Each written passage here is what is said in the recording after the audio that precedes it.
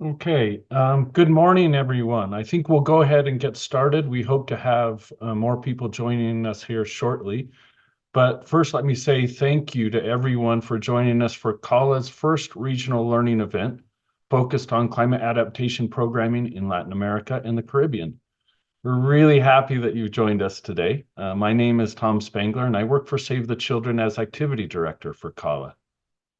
Before we get started with the discussion today, please note that this meeting will be conducted in both English and Spanish.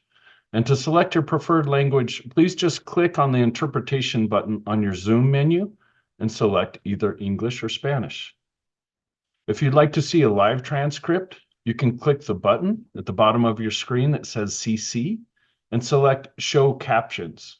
And you can click that button again at any time to hide the transcript. If you're able to, we'd love to see your faces, and so ask that you activate your camera when possible. And most importantly, please make sure to mute yourself when you're not speaking. For those of you who are joining using a nickname or a phone number, please take a second to rename yourself in the chat, including your name and organization. It's really helpful for us to just keep track of who's joining us and who's contributing to the conversation. Last but not least, please note that the plenary presentations will be recorded. If you need tech support at any time during the meeting, just reach out to anyone with CALA next to their name in the chat box, and we'll help you. With that, let me say that we're both excited and thankful that so many of you have joined us today for this initial CALA Regional Learning Event. I think as many of you will know, the key purpose of the Climate Adaptation Learning Activity, or CALA, is to support the quality and effectiveness of climate adaptation programs funded by the USAID Bureau for Humanitarian Assistance, or BHA. We hope to do that in a few different ways. If we can advance the slide. First, through the synthesis and sharing of results and lessons learned from previous climate adaptation programs implemented in humanitarian contexts. But we're also hoping to learn about promising practices and critical knowledge gaps by facilitating interactive dialogue among expert practitioners like yourselves. So it's especially great to see this community of actors come together today to discuss climate adaptation programming in the region. We hope that the next two afternoons will be helpful and as informative for you all as we expect it to be for us. As you can see on the agenda, we'll spend the next 4 hours in conversations today and meet again tomorrow at the same time. Most of our time together will be spent in small groups so that we can have rich discussions among peers on specific topics. Now, we encourage all of you to stay with us as much as possible, noting that you're all very busy, but we really hope that you can be present in conversations and contribute to the exchange where we can, both in plenary and in discussion groups. And again, using the language that you feel most comfortable in. We'll begin today with a few opening remarks from our USAID colleagues, followed by an overview of initial research carried out by the Institute for Development Impact, or I4DI, who is our partner, Save the Children's partner on CALA. We'll then have a short break, hoping that you can grab a quick lunch, and then we'll spend the rest of our time this afternoon discussing two critical themes that you as participants helped prioritize. One is climate information services for community-led early warning, response, and adaptation.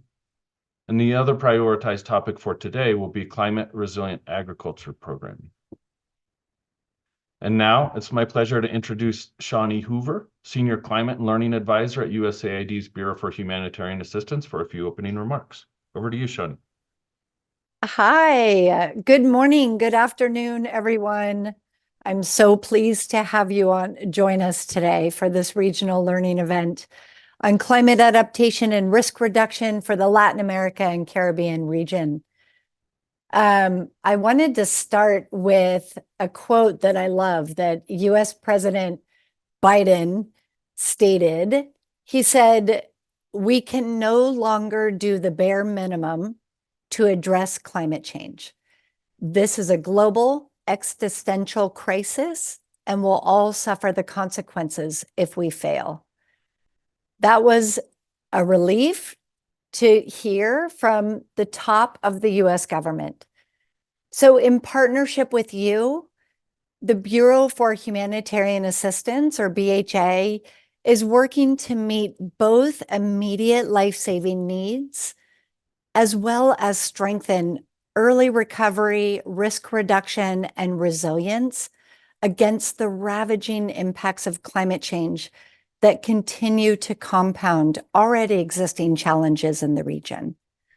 So BHA is prioritizing catalyzing humanitarian assistance through locally led and equitable climate action. That's for households, communities, and for systems.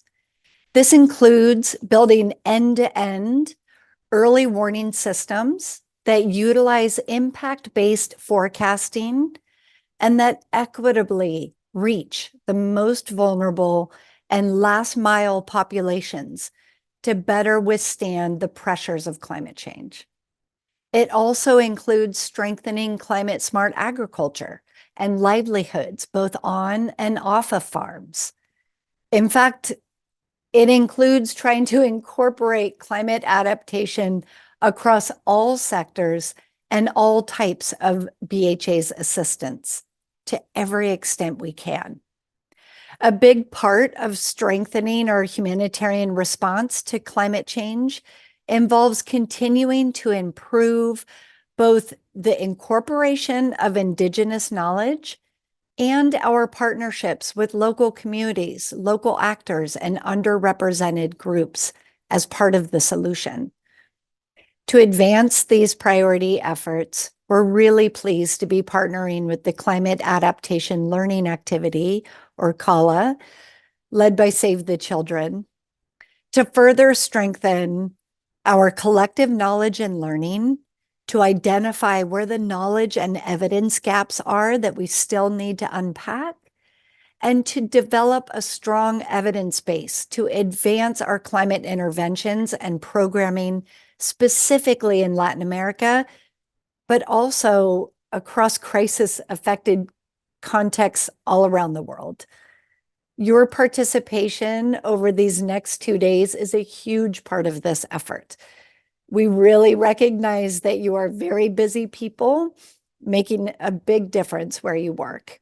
So we really value that you are taking this time to share your experiences, to learn from one another, and to offer your valuable insights on the complexities of this work so that together we can continue to improve the lives of vulnerable people in humanitarian settings in Latin America and the Caribbean, and really help break the cycles of crisis that we continue to see today. So with that said, I am very pleased to introduce Erin McGee. She is BHA's Deputy Regional Director for Latin America and the Caribbean. Erin has a very distinguished career with more than 15 years with BHA. So Erin, thank you so much for joining us, and over to you.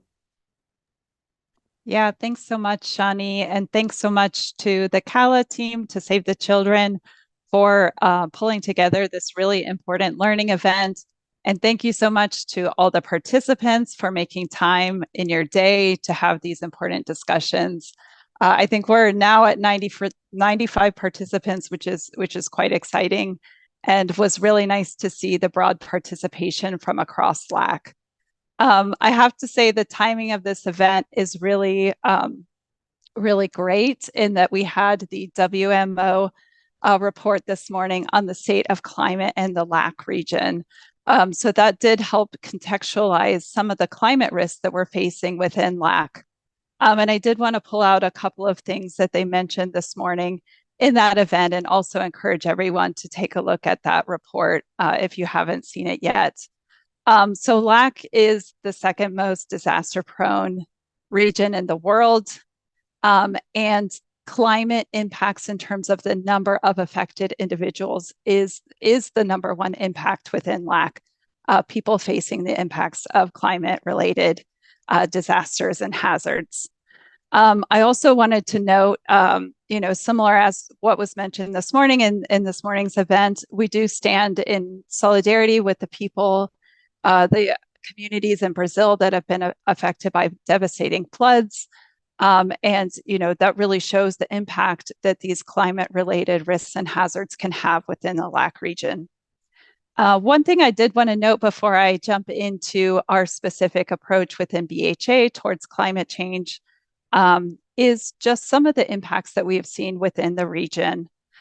So over the past several years, we've seen a diversity of climate risks and hazards, and these have been exacerbating and expanding in some cases, with more extreme weather patterns being seen within the region. A few examples of those would be wildfires. While they have always been present within the LAC region, we've seen that they're having additional impacts on communities and countries. We saw this earlier this year when devastating wildfires in Chile affected a number of urban areas and communities, resulting in significant loss of life. Increased sea surface temperatures are resulting in forecasts for additional hurricanes and storms that may occur this year. We don't yet have the official forecast, but the early indications are that we may have an extremely active hurricane season this year. Floods also remain a significant challenge throughout the region, as demonstrated by the situation, unfortunately, in Brazil right now. Next slide, please. So just to situate ourselves a little bit in terms of BHA's approach and how that aligns with USAID's broader approach, the US government's approach, and international frameworks. So BHA's work on climate, BHA's climate work largely is implemented through our longstanding disaster risk reduction activities and our investments in early warning systems, as Shani mentioned. So these really focus on strengthening local capacity and resilience to address increased hazard risks. So USAID's BHA's climate work is fit within USAID's broader climate strategy, as well as President Biden's emergency plan for adaptation and resilience, or PREPARE. I also wanted to note that our work aligns with and contributes to several key guiding international frameworks, including the Sendai Framework for DRR and the UN Secretary General's Early Warning for All initiative. As Shani mentioned, the goal of our climate work is to catalyze humanitarian assistance through locally led and equitable climate action. To achieve this goal, we employ a two-pronged approach that focuses on promoting local actors as leaders in responding to climate change and identifying their own solutions, and leveraging our partnerships within the humanitarian architecture to ensure that communities receive the necessary support to sustainably adapt to climate change. Next slide, please. So our climate work within BHA can largely be summarized in 4 priority categories that highlight both our current work as well as our future efforts. So the first category is that we build on our disaster risk reduction programs that work with communities to reduce climate risks and to enable adaptation to climate change, such as supporting climate-smart agriculture and nature-based solutions. In the second category, our risk reduction and resilience programs will build the knowledge base to address climate across the HDP nexus. And in our third priority area, we'll build on our decades of experience in climate early warning systems to enable early action to the local, national, and international levels, and to advance climate services that focus on DRR. And last, we'll work with our partners to advance climate resiliency and lower greenhouse gas emissions throughout humanitarian supply chain systems. Next slide, please. Within LAC, we take a holistic approach to climate adaptation work and climate assistance that mixes dedicated funding for climate change adaptation activities and integrating climate into disaster response, resilience, and risk reduction programs. Within response, this can look like integrating shock responsive mechanisms into response programs across the region, building climate-smart building climate smart approaches into our response actions, such as climate smart agricultural techniques we're using in Central America, and looking at how to strengthen coordination on humanitarian development and peace building assistance to address climate impacts. And lastly, promoting and expanding adaptation of climate resilient design through humanitarian shelter and settlements activities aimed at reducing climate-related impacts. Next slide. So BHA within the Latin America and the Caribbean region has a long history on supporting disaster risk reduction and disaster preparedness programs. And I do see a lot of our partners on the line here. Juan Pablo, nice to see you. So it's great to have you all in the room and to have your experience to share. But for those of you who may be less familiar with BHA's DRR approach in the Latin America and the Caribbean region, it is a very long story. We've been supporting DRR within LAC for a number of decades, and we continue to refine and focus our approaches on DRR, taking a climate lens. This includes seeking out innovative adaptation solutions in communities at the greatest risks of climate-related disasters and prioritizing locally led solutions. So some examples of this are our work advancing national, subnational, and community level capacity to reduce the impact of, prepare for, and respond to new and emerging climate-related hazards, such as wildfires and fire risks in the wildland-urban interface. Supporting host nations to develop and implement inclusive plans, strategies, and policies to reduce climate risks. Strengthening capacity of end-to-end early warning systems with a special focus on last mile delivery to communities who are living in vulnerable conditions, and strengthening anticipatory action by linking data and forecasts, pre-planning, and early warning to early action to reduce recurrent impact of predictable climate risks. With that, I'll stop and hand it back over to you, Tom, but many thanks everyone, and really appreciate your time and inputs into this important event. Excellent. Well, let me say first, thank you, Shawnee, for the opening remarks, and Aaron for sharing an overview of BHA's priorities for climate adaptation in the region. I think both will help us get thinking very clearly about not only the challenges that we are all facing, but the context in which we're working. So very much appreciated. Before we dive straight into the discussions that we've set up for today, we want to make sure that we engage all of the different voices that we have in this big room. Obviously, some challenges doing this virtually, but we really appreciate everyone joining us. And because it's hard to do this virtually in a big room, we're going to randomly divide you into some breakout rooms shortly. So for the next 10 minutes, we want to encourage each of you to get to know one another a little bit better, because it's really going to contribute to some in-depth discussions that we have planned for the next couple afternoons. We want you to be able to meet some of your colleagues who work in similar programs, maybe even in your own country or another country, and interact with some folks who face some similar challenges when it comes to climate adaptation programming. So we'll apologize in advance that we don't have interpretation available in these breakout groups, but it seems like we have a good enough range of participants here with different language facility that you'll be able to help one another out. The activity itself is going to be very simple. Don't worry. In your group, all that we're asking is that when you get in your group, you introduce yourself, including your name, your role, where you work.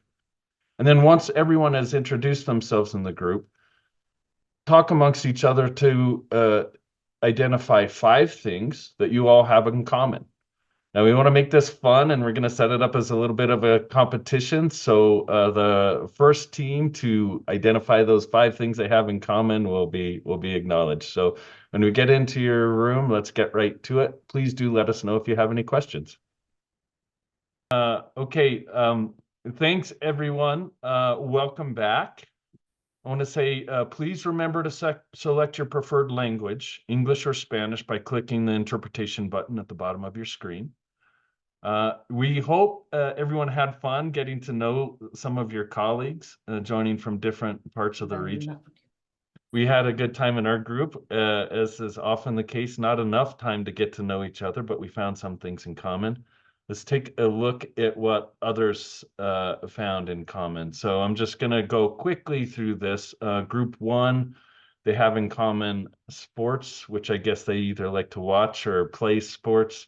They all speak different languages, obviously interested in climate, share a concern specific to increasing heat. And we're all here have this in common, interested in finding solutions for climate change adaptation challenges. So yeah, definitely you hit on a few that I'm sure everyone here has in common. For group 2, hiking. They all enjoy bird watching. They all enjoy growing vegetables, fruits, and herbs. So that sounds like quite a productive and nature-oriented group. That's great. I was in group 3, and we were off to a good start in terms of what we had in common. We can all speak Spanish, at least a little bit. We all speak English. We all work in disaster risk management in some way. We all have siblings. For a moment there, we were all male and over 35 until Luisa joined us, but we were glad to have her. So she's a good addition to our group. Group 4, what you had in common, everyone works in the Western Hemisphere. So I guess that is something we all share. Your group was all thinking of commonalities. I guess commonalities in terms of some of the challenges that we face in climate adaptation programming, commonalities in terms of the context that we're doing it. So I think that's a good shared ground to start from. Group 5, everyone involved to DRR to some extent, all working with or through communities. I think it looks like most of them have worked for an NGO at some point, if not right now, and you've also served as volunteers. So I think, how many groups do we have? 9. Okay, let's just go through this quickly. Again, group 6, all interested in triggering actions to reduce impact of climate change. Most are from the region and all interested in community-based adaptation. Group 7, I don't have too much together than you all work together in LAC. We all care about let me see, the screen's moving around. Which group are we in? 7. All care about the themes that we're working on, and the environment, in terms of how to care and manage the environment. So yes, again, something we all have in common. Group 8 all have projects financed or funded by BHA. All focused to some extent on disaster risk reduction in your projects, all working with vulnerable communities, and all focusing on developing capacities for those communities and vulnerable populations. Group 9, again, a lot of similarities here, all focused on taking important action around climate adaptation, all likewise focused on working at the community level and with those that are most vulnerable. Finally, I'm skipping down to group 12. Everyone in that group supports either Latin America or Caribbean in your work, so that seems like we've got the right folks in the room, and everyone speaks different languages. So again, I'm not sure who to give the prize to, who got their first 5 things in common first, but I think we can all see that we're here with similar backgrounds and with similar reasons and with similar hopes to get out of this event some good exchange from others who are working in similar contexts. So this was a great way to start it. Really appreciate your time on that, and I hope everybody had fun. I think we can now move in to the next session of today's agenda. And our next session is just to give you a bit more background for the purposes of our discussions that are coming on what CALA has been working on thus far. So in order to do that, I'd like to introduce you all to my colleagues, Lauren Roth, who is Associate Director Program Management, and Guido Corno, who's Climate Change Advisor, both with I4DI. We've asked Lauren and Guido to help set the stage a bit more for discussions over the next 2 afternoons by sharing some high-level insights about what I4DI has found and helped generate thus far through their work on CALA. So Lauren, welcome. Thank you very much for joining us today. If you could start us off by just telling the audience a bit about I4DI's specific role in CALA. Of course. Thank you, Tom. And hello, everyone. So I4DI is leading 2 of CALA's 4 core objectives. The first objective is a desk review of BHA's climate adaptation programming, where we've identified and distilled common interventions, challenges, and lessons learned across BHA's portfolio of work, with the ultimate aim of creating a shared understanding across implementing partners and within BHA on climate adaptation approaches. The second objective that I4DI is leading is a meta-evaluation of BHA's climate adaptation programming. And we're analyzing previous evaluations of both BHA and non-BHA funded climate adaptation activities to provide insights across the full range of humanitarian assistance. This work with CALA really builds on I4DI's extensive experience designing and leading climate-focused research, evaluations, and meta-evaluations with USAID and other partners across the world. And of course, that includes the LAC region. Over to you, Tom. Okay, thank you very much, Lauren. I know, because we've been working with you throughout this process, that there have been many detailed steps involved in this first deliverable for CALA, the desk review. I was wondering if I'm hoping you can just give a general outline of the process that we've followed and the key objectives for this first activity, the desk review for CALA. Sure. As you alluded to, Tom, the desk review process was quite extensive, but the overall approach was carried out across 4 key phases. First, during an inception phase, we identified our research corpus, or what we often refer to as CALA's universe of references for the desk review. This involved screening and analyzing BHA and non-BHA program documents. We started out with 4,000 documents and screened those down to 197 references that contained relevant and useful content for further analysis. Next, after establishing this universe of references, we developed an analytical framework in collaboration with USAID and in consultation with colleagues representing ProWash Scale, Gaia, implementing partners, and others. This was really a critical step in that it allowed us to reach consensus on priority programmatic and cross-cutting themes for focused learning and systematic analysis.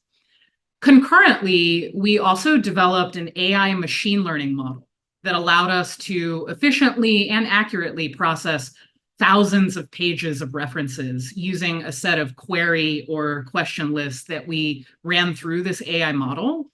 And our fourth and final phase of analysis, interpretation, and write-up of the findings involved a combination of natural language processing techniques using the AI model, but complemented by human expert analysis of results provided by our climate adaptation experts. And I would say we carried out this process with the goal of answering several key questions. First, identifying what are the common climate change adaptation interventions among BHA partners in both humanitarian and longer-term development contexts? What are the key challenges encountered by these activities? And finally, what are some of the current knowledge or research gaps among practitioners engaged in climate adaptation programming? Over to you, Tom. Okay, excellent. Thanks, Lauren. That's helpful. I know we've given a short amount of time to share some of the insights from the desk review, but Guido, I'd like to ask you a few questions since you were so instrumental in driving this work. Could you please tell us briefly what are some of the common interventions that we found in this desk review that are implemented by BHA implementing partners in the field of climate adaptation programming? Sure, and thanks, Tom, and good morning, good afternoon, everybody. Glad to be here. So yeah, with the time that I have, I'll try to give you an overview of the common intervention. I would like to highlight 5, and then I'm happy to give more details, maybe in some of the questions answered through online or in some other time during the next 2 days. So those 5, let's start from the first 2, I would say fall within the capacity building training realm. So the first common intervention has been clearly to have a capacity building approach towards community, localized and vulnerable groups to strengthen their adaptive capacity towards climate risk. So that's a first common intervention. Again, happy to go in exactly in which sector. The second one in relation to this is to provide extensive training to rehabilitate agricultural areas, as well as increase agricultural resilience to drought, particularly, and flooding, but particularly to drought. So that includes, again, capacity building towards climate smart agriculture, WASH, integrated water resource management, as well as nature-based solution, and as well as diversifying economic activities. The next common intervention that we saw through this desk review will fall under the disaster risk interventions. And under this, I would like to highlight a couple. One, clearly there's been an effort by BHA to contribute and implement contingency planning processes to make sure that disaster risk reduction are up to speed with the climate vulnerability. As well, another very practical, I would say, intervention has been to try to strengthen, rehabilitate, and in some cases even plan for better infrastructure, critical infrastructure. So I'm talking about roads, bridges, water systems, as well as some of the agricultural physical infrastructure to withstand some of the climate risk in different areas of the world. The next 2 common interventions that we saw, a very important one relates to economic empowerment.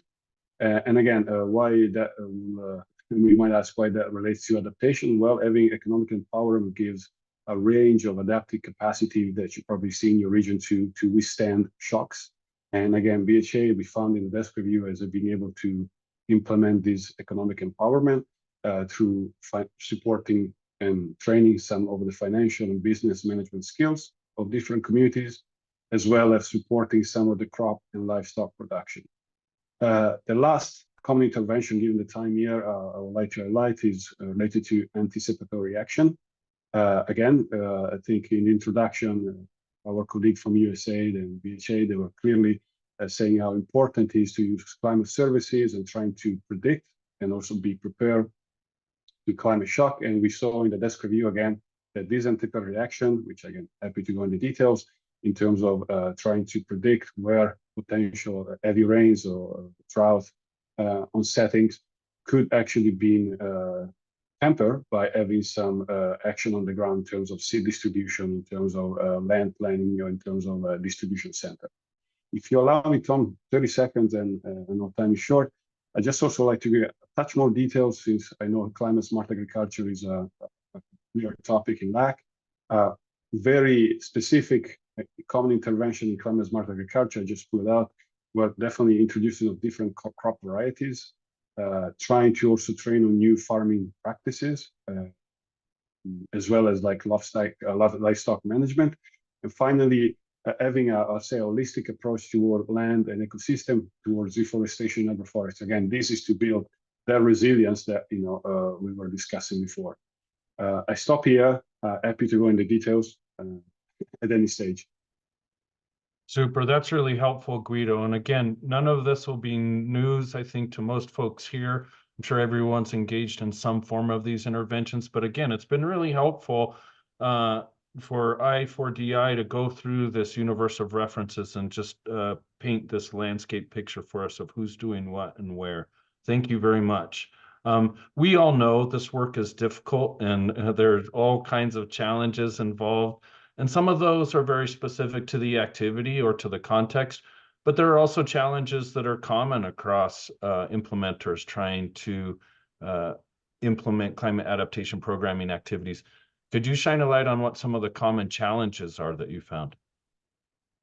Yeah, sure. Yeah, challenges are there, but can be overcome. So what we saw, let me highlight 4. The first one in regards to data, so anything related to climate data and weather data, we saw that climate vulnerability data at the local level, in some instances were difficult to access, in some instances were not even present. But going to step further is even when climate data were present, it was sometimes difficult or lengthy to try to make sense of those data towards a planning stage for BHAs to support some of the adaptive and adaptation activities. Also under data, the data challenge was how to translate in, I would say, nearly real time or short term, some of the high frequency climate vulnerability that we are not so sure to have a long-term adaptation. However, last point here on the data, we also saw that the challenge, but BHA is doing a great work in terms of like capturing the amount of climate services available on the ground. Second challenge, which is common, I would say, to any activity of such a multi-complex and multi-layer such as adaptation and humanitarian system, is we found that some lack of coordination among different stakeholders, particularly sometimes among local governments or local also partner NGOs, mainly due to maybe to different planning stages, sometimes different priorities. But again, that's I would say very common. But we found that as well as sometimes having high turnover rates of implementing partners. Well, two more challenges I would like to again highlight here. One,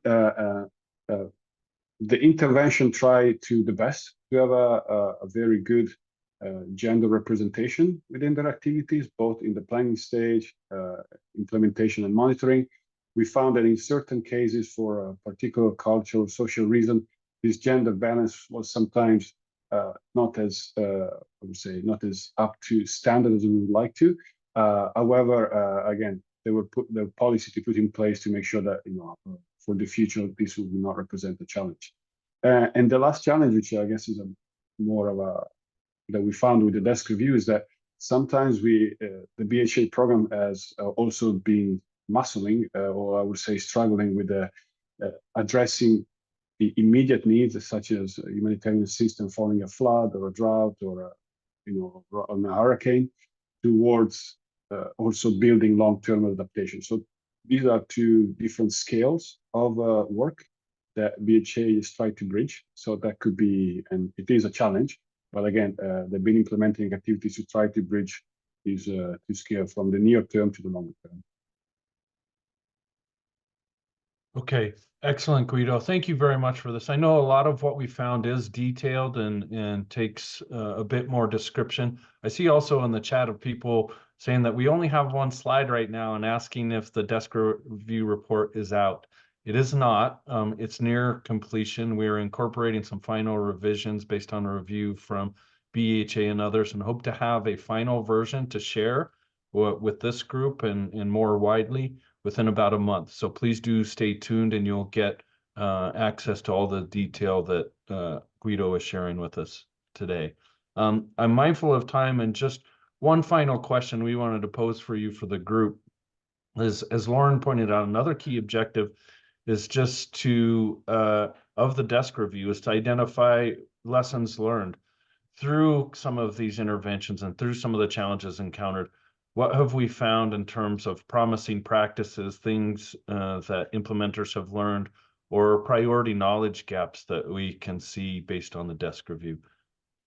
Yeah, given the time in life, the first one is, I think everyone here is aware, but I think it's good that it's been emphasized again. The desk review found through different documents that having a culturally sensitive and community-led participation, both in the planning stage, implementation stage, and monitoring stage, is key to success. Not only to success, but it's also key to building that resilience that the programs have been trying to achieve. So that kind of local focus, but also local lens through the whole process. The second lesson learned, clearly, we found as well, and this was also given some of the notes. Sorry, the noise. Yeah.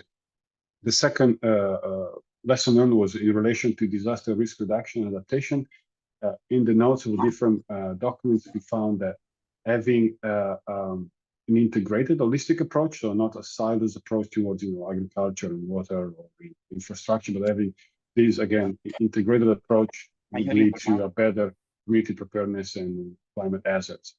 And finally, there are others, but one lesson that I would like to highlight is that trying to link also what's already on the ground that we found, meaning some of the financial services, some of the financial, I would say, safety nets, with some of the intervention that are coming on to contribute towards the humanitarian system could lead and should lead to a better climate adaptive in the short and longer term, because it will be able to diversify the option at the individual level, but also at the community level. Again, there are others, but you tell me if you want more. I'm happy otherwise to stop here. Okay. No doubt there's a lot more work that's been done, Guido. You've led much of it, and it is to be found in this desk review report, which we will be finalizing and sharing soon. But in the meantime, thanks for that overview. We know that your presentation or your sharing has already prompted some questions. I do want to make a note, like in addition to the chat here on Zoom, we do have in the Google Doc a place where we would like to collect any questions, observations, points that the rest of you have. So that link to the Google chat is in the Zoom, to the Google Doc is in the chat of your Zoom. Please do access that, and please do feel free to enter any comments, questions you might have. It's really important for us to hear from you. I know that we've done a bit of talking already, just trying to set the stage. We do really appreciate all the work that I4DI has put into this desk review, and definitely look to see the final version. But it is, again, a first step in what CALA will be doing over the next year or so. For today, this regional learning event, we really want to make sure that all participants in the audience have plenty of opportunity to respond to these types of questions yourselves. What are common interventions? What challenges are you yourself facing? What do you see as a promising practice or a priority knowledge gap? And we'll spend a lot more time later today and tomorrow discussing that in groups. But to begin with that this morning, we'd love to hear from the entire group of participants. And we'd like to ask you to join us on a platform. You'll see it on your screen now, called AHA Slides. And this is where we'd like to ask you to reflect on some of what you just heard from Lauren and Guido. Based on that, based on what they've told you from the desk review, the process, and what has been generated from it in terms of the common interventions we see, the challenges, the lessons learned in VHA-funded climate adaptation. We'd like to know from you what resonates with you, given your organization and the context you work in.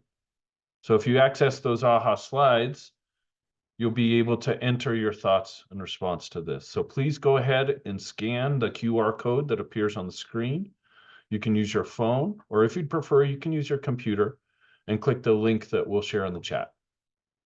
So please do take your time. Please feel completely open to share your own thoughts related to some of these challenges or lessons learned. And we'll give you a few moments.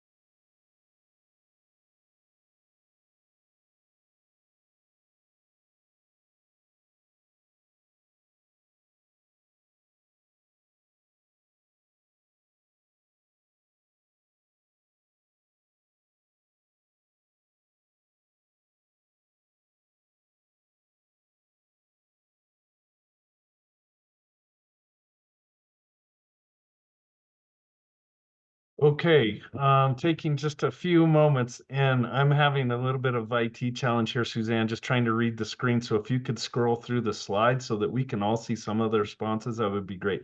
I can see all, but not, I can see some, but not all of the responses. So yeah, just again, starting at the top, there's obviously a lot of interest in climate change adaptation in the humanitarian context. There's obviously a very clear focus on a related note to DRR aspects of climate change adaptation. I saw one commenting on access to early warning systems and information. All of these we've heard are critically important. We'll have a chance to talk about all of them. Community participation, locally led climate adaptation, we understand is critically important all around the world, but it takes on a different lens in Latin America, we're learning. The difference in terms of mitigating or responding to, preventing, preparing for risks in the short term versus the long term is something that we hear constantly is a common challenge. So I'll let the rest of you read through those. I won't take the time to read through each and every one of them, but it's good to know that you're all with us. You're all thinking as we are, how does this kind of resonate? And this is really, really important because it's going to help make these discussion groups that we'll have that much more useful. So again, let me just say this is a really excellent opportunity for us, the CALA team, to remind you all that the use of this event for us and for you is very dependent on this type of active input. We really appreciate it. Through the next sessions, we're going to want to hear from each of you, either coming off mute and sharing your experience and insight, or entering it in the chat or the Google document. But please don't be shy, especially in any areas where you think knowledge or evidence on these topics is lacking, or where you can contribute some of what you've learned. Obviously, we're going to have to work together to address all of this, but I think if we do that in this group, we're going to, as a community, help lay the groundwork for some more effective climate adaptation programming going forward. So thank you very, very much. Mindful of time, we're going to give you a few short minutes to take a break. Please do go grab a snack, grab some lunch. And remember that we're having a relatively short break, and when we come back, we'll get right into these discussion groups. So we'll be joined back at 15 minutes after the hour. Thank you, everyone.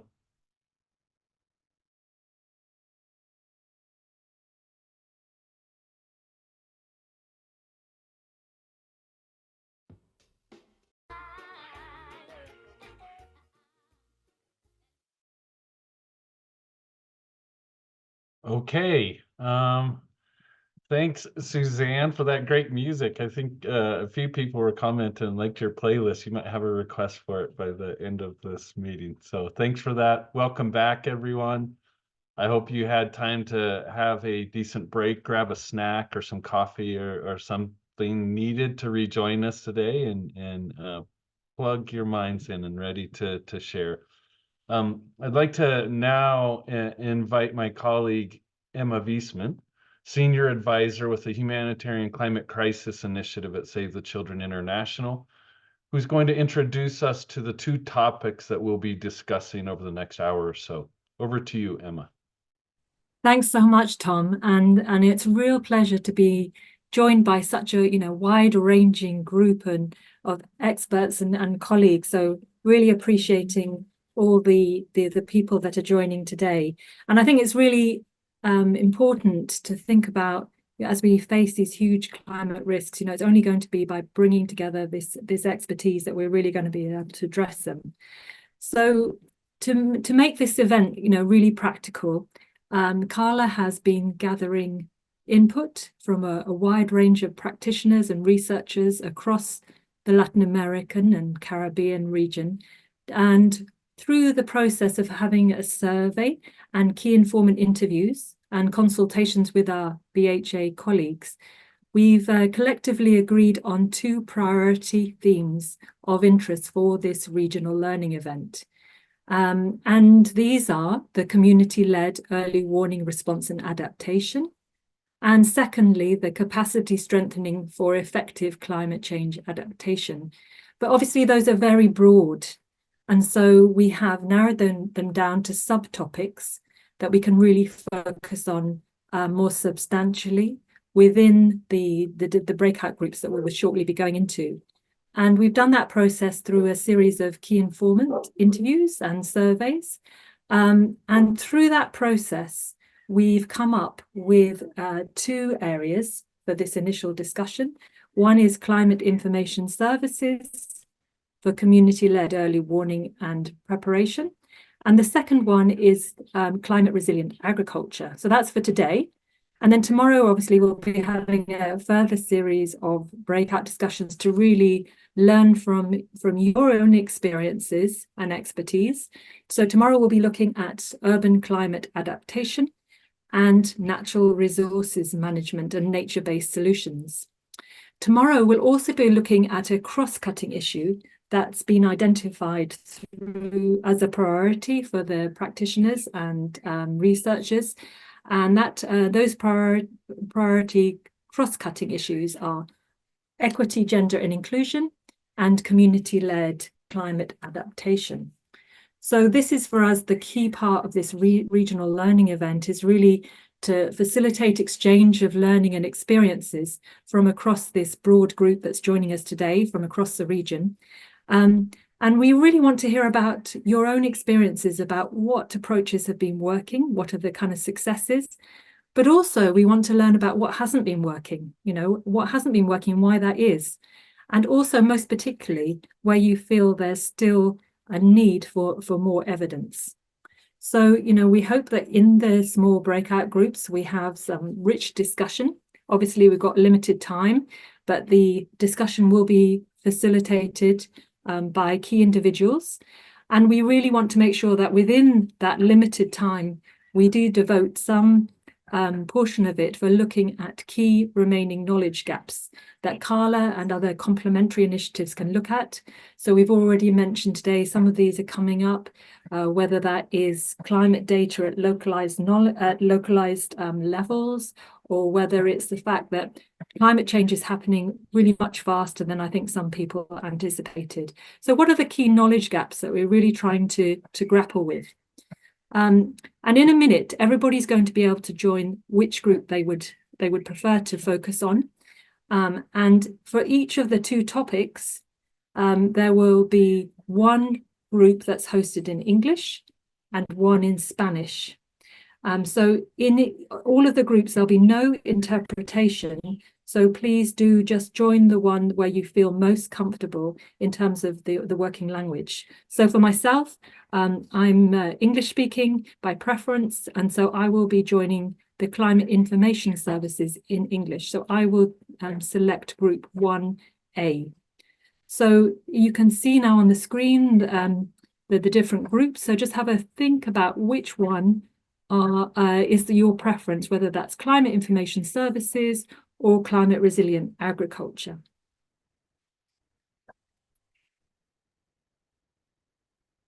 And yes, Emma, as you pointed out, please also just do pay attention to which language discussion group you're most comfortable in, because you'll have options under those 2 themes for English or Spanish groups as well.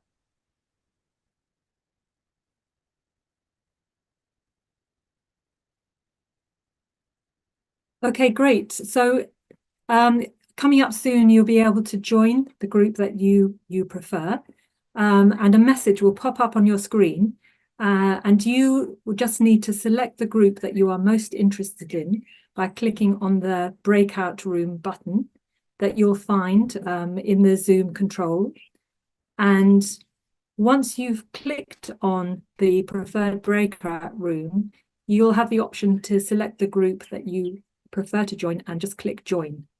And we'll spend about an hour in these small breakout groups, really learning and sharing experiences. Then we'll have a short break. And after the break, we'll come back together and hear about some of the top line experiences and issues that you have raised.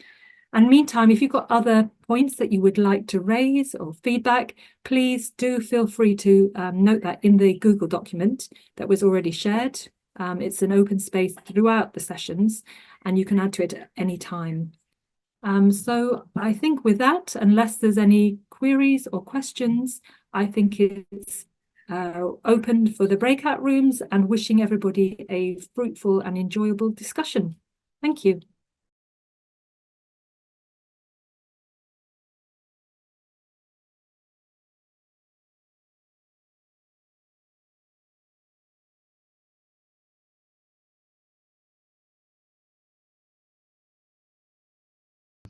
So again, now that we're back in plenary, you can select interpretation for your preferred language, either English or Spanish. And I do think that everyone, or I hope that most are able to identify a volunteer to give a quick readout of some of the points that they discussed during their group. I'll remind you that it's really helpful that when we're doing this, if you can come off or use your camera, turn your video on. It makes it much more of an exchange between peers. So if you're able to, please do that. We are going to have just quick readouts from each group, and then we're going to have time available afterwards for an open discussion. So again, just want to encourage people, don't be shy. Either put your thoughts in the chat so others can see them, or even better yet, come off mute and share your thoughts in your own voice. That would be really helpful. So we're going to start again with a quick readout, and we're looking again for the top points that you addressed in your groups on climate information services and on climate resilient agriculture, both English and Spanish groups. So I'm going to pick on the climate information services in the Spanish language group first. That's group 1B. And I want to ask, do you have a volunteer that you can share maybe your top 2 or 3 takeaways from that Spanish language group on climate information services?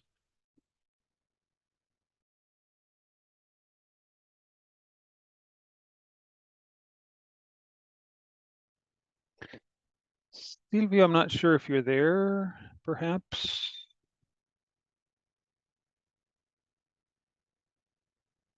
Yeah, hi there. Thank you, Javier. And yeah, so we had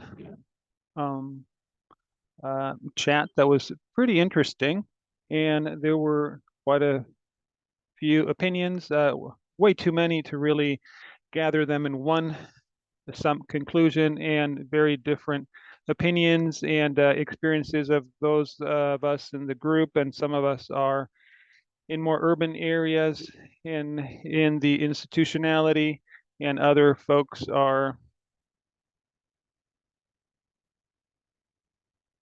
the organizer. They're asking me, do I need to change anything on my end? Or is everybody hearing me just okay through the English interpretation? We can hear you fine, Javier. Gracias.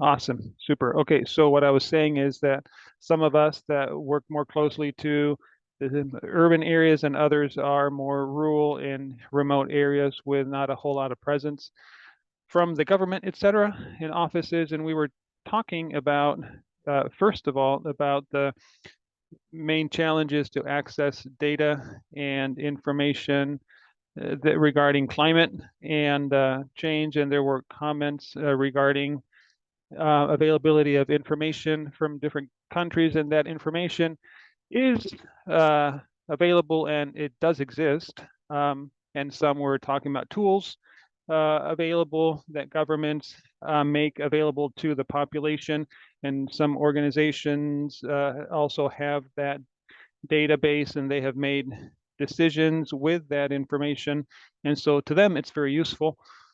And on the other hand, they were also talking about at a community level, if that the information can be used by the community members when it hasn't been delivered in terms of how communities do interpret and process that information, or how they interpret climate and climate change. And so we were also talking about the need of surpassing and a superiority complex institutionally when we share that with communities. And that means that we need to take into consideration knowledge base and community science, and not just only be the ones that provide the information, but that we can also acquire information from the community through the members, and also how we need to include other focuses,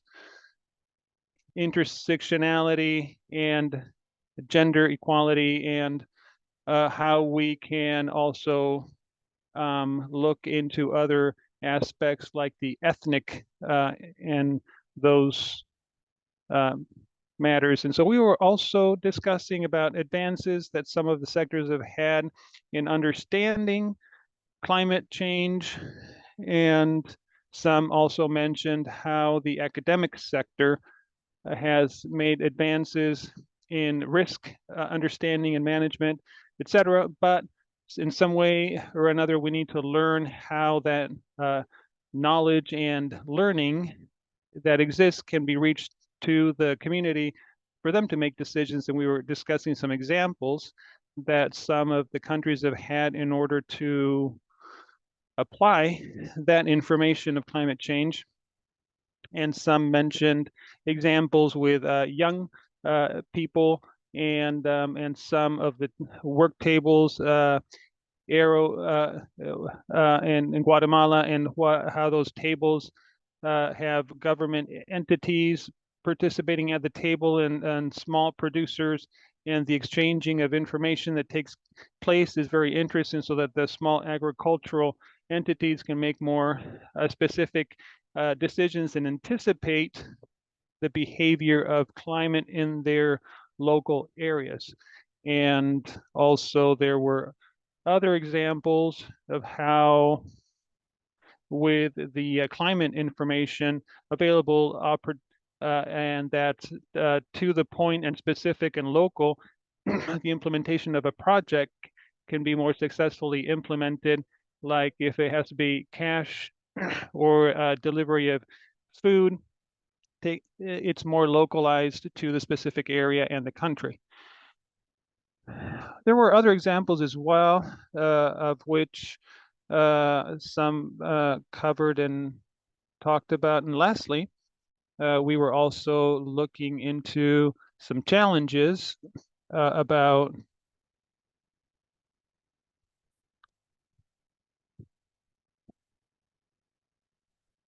or some priorities rather that we noticed in order to be able to share this information of climate change with the community. And so, to not make it too long, just to arrive to that conclusion, that we need to respect the community knowledge and how to transfer that information, and know how it could be utilized best for the communities, and how it can be two-way learning experience. I'll leave it there. Maybe another part of the group can share something that maybe I forgot to mention. Thank you.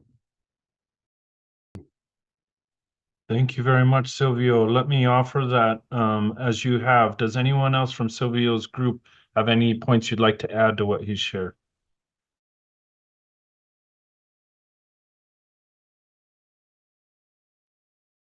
Jorge, would you like to weigh in?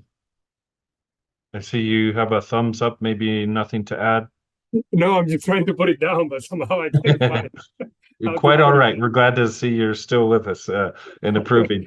No, but yeah, Okay. I mean, I think like Silvio really covered everything. I think there were also a couple of examples asking about the questions on how are we using climate services to be able to guide our decision making and even like fund allocation.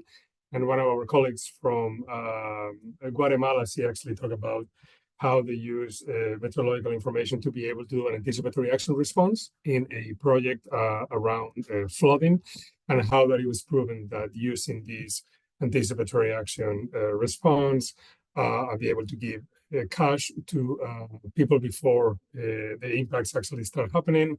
It had it was more impactful than actually just providing food distribution after the fact. So yeah, definitely. And it was also quite interesting that this was part of a development project. They secure additional funding from a private donor to be able to use these flexible funding for this anticipatory action response. So it was, I think, a great example that resonated with my day-to-day work. So I don't know if Javier wants to add anything, but Silvia did a great job in covering everything, and it was a great group. Participation was great. So thanks for everyone in my group. Yeah, everything is covered. Nothing else to add. Thanks. Excellent. Well, congrats to you in covering everything under climate information services. That's great. And I don't mean to be sarcastic at all. I think what you've shared out has been really obviously helpful. Thanks for sharing it. We've tried to capture all of it in notes. I'll turn now to the English language group on the same topic, climate information services. No doubt you discussed some of the same things. We'd like to hear what you discussed that you had in common with the Spanish language group, but also importantly, any additional points, any different issues that you brought up. So volunteer for the English speaking group on climate information services. Please go ahead. Hello, everybody. I'm Nora and working for WFP in the Regional Office for Latin America and the Caribbean. And thanks to Jude and the team for facilitating the session so well. So look, I don't want to repeat actually, like we had a lot in common what already was said. No, like it was like a lot of these community-based kind of considerations as well, like as the using existing channels of information that are already existing in each country. So for example, the mesas agroclimáticas that are relevant in many countries in Central America are super useful to kind of inform the advice and not just sending the warning, but also what advice are we actually giving? What advice can we comfortable give? And how do we distribute these messages? No?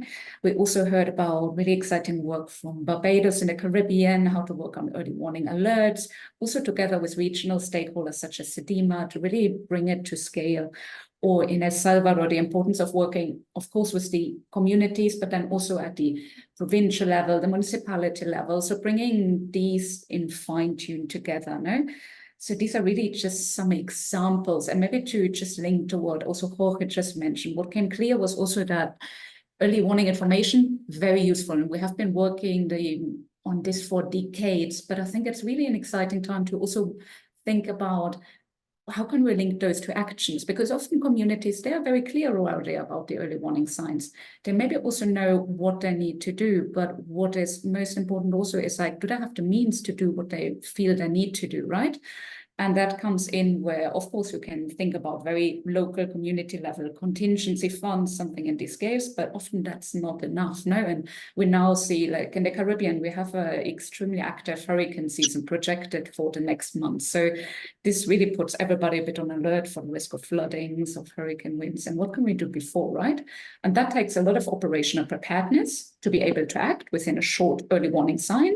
And I think here it's also, again, building on the work that governments are already doing. They're very effective in evacuations, etc. But how can this be complemented with other actions that maybe cash distribution, that can be really like distributing silos for protecting your goods, really wash actions, a wide range of actions, no? So thinking about these and how we ensure this collective action, and that becomes much easier if we identify a very concrete trigger before, no? Otherwise, everybody's moving a bit around, oh, should we act now or later? And if you have this pre-identified trigger among the humanitarian community, among development actors with the government, then you're much more likely to act in time. And maybe just to finalize, I think what was really important for us as well is that how do we actually bring this to scale, no? And this is really about thinking, okay, like, on the one hand, it takes this political mind shift as well. No, we talked about here in the regions also that governments are really strong already. So there's really an opportunity to work through these existing government systems, through social protection systems, but linking those takes time. And often what we see is not that legal frameworks, policy frameworks, they're maybe not allowing action before there's an official emergency declaration yet. No, so this is a very country-specific theme, whereas in other countries like the Dominican Republic, you already have a law that enables you to act earlier. Now, then it comes, of course, are we ready to implement based on this law? This is another question, but super important to also look into these aspects. Then, of course, they're also linked to finance, no? And that can be finance, of course, from governments, but also from international community, from different actors, from international donors, and we see a small but very interesting shift here that there is now taking this proactive approach to act based on uncertainty, because at the end, everybody of us would like to protect their lives and livelihoods instead of rebuilding them later, right? So that's what it comes down to. And this can often only be achieved if we have the evidence, right? So this is another topic where we like have still a bit of a lack, right? It does exist. It doesn't mean that it isn't enough, but having really, okay, what did these climate services link to maybe provision of action? did that really work better than a traditional humanitarian response? Did that make sense? Can we make the case for that? No, so a government can easily decide to invest into it, to shift a bit their national plans towards this one. But I'll leave it to that. And for sure, colleagues, please compliment. I know this didn't capture at all the discussion, but over from my side. That's fantastic, Nora. Thank you very much for sharing from your group. And yeah, as you said, are there others from your group that want to respond to anything that Nora's shared or add to it in any way? Can I jump in, Tom? Just Nora, you did a great job. I want you in my group every time for reporting back. That was brilliant. And I'd only add in the very limited time that we've had to synthesize a really rich discussion. Just like really a couple of things. There was a lot of discussion about addressing climate risks across timeframes. So, really, are we trying to address now risks, future risks? How are we thinking about addressing extreme weather events that are increasing? So where does it actually sit across both kind of adaptation and nearer term? And there was a lot of discussion about the enabling environment and so on, but really focusing very much on working with what the communities know themselves, as Nora said, and their own experience of how they've addressed things in the past and where they've already done work, and building from existing knowledge sources rather than trying to start from scratch. There's already existing systems, there's so much knowledge. So starting really very much with the communities at risk. But thanks so much. Thank you, Emma, and thanks for sitting in on that group. I know with your experience, expertise, you no doubt help guide that conversation, and we'll have more. I don't in any way intend to cut this off. I know a lot of these topics are interrelated, so no doubt the issues related to climate information services, accessibility, timeliness, time frame of that analysis is all going to come up again later today and tomorrow. So thanks for sharing a quick readout on that.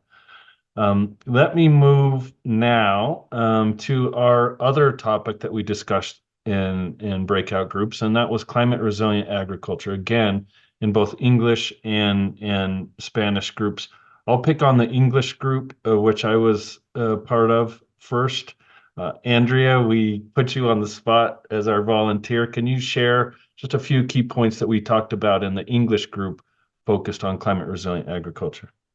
Sure thing, Tom, and thank you and Jenny for leading this rich discussion.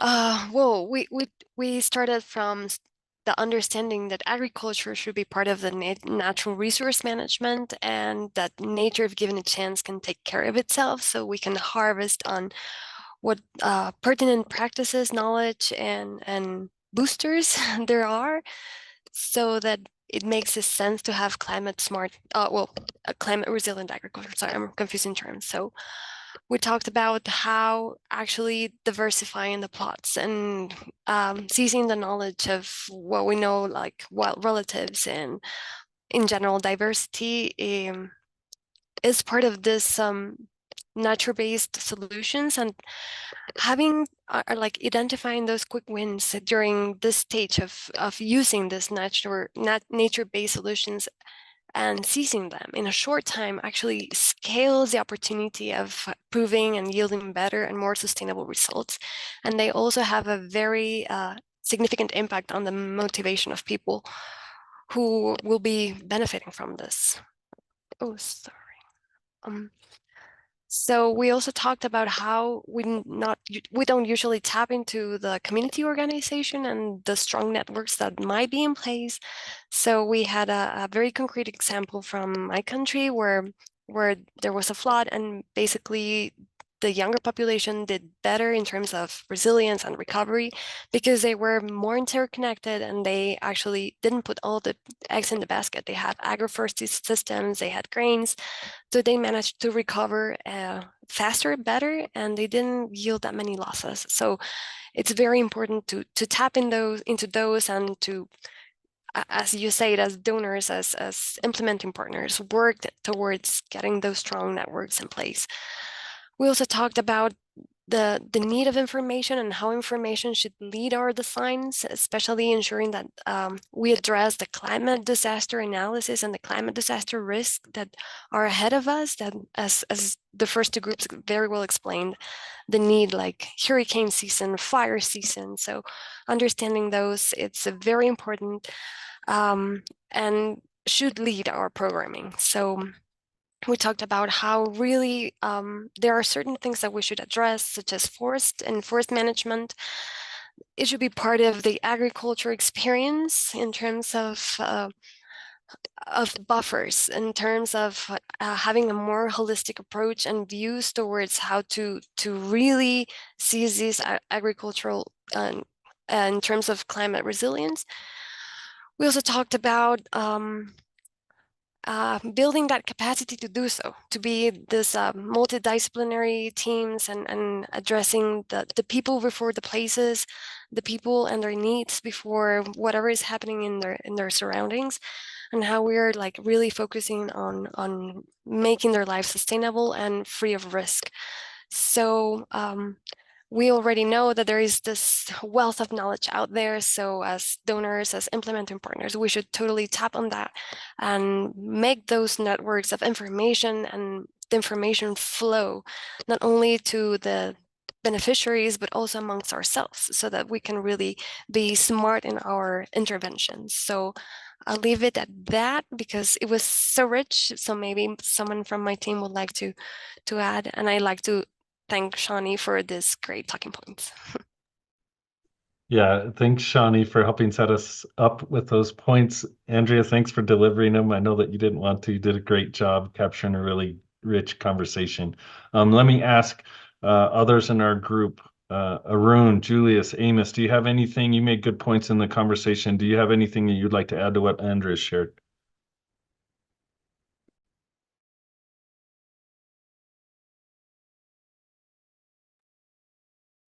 I know she did a great job. Thanks, Julius. Thanks, Andrea, for summing it up. We'll move on to the Spanish language group that was focused on climate resilient agriculture. So if we have a volunteer there to add anything that came up in your group that Andrea hasn't spoken to, any new insights or different issues that you raised, that'd be really helpful.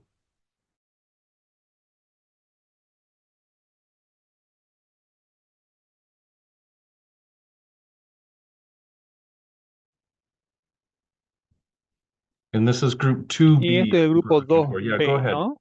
Sí, adelante.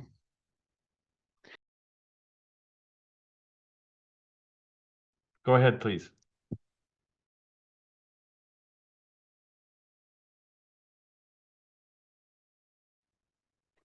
Yeah, hi. Not sure if Luis is there. Otherwise, I will share something quick. I don't know if you can see me. Okay, hi there. Because now Andrea also agreed. She did a great expose and in our group, the highlights of some of the things that I would highlight in our conversation with this work.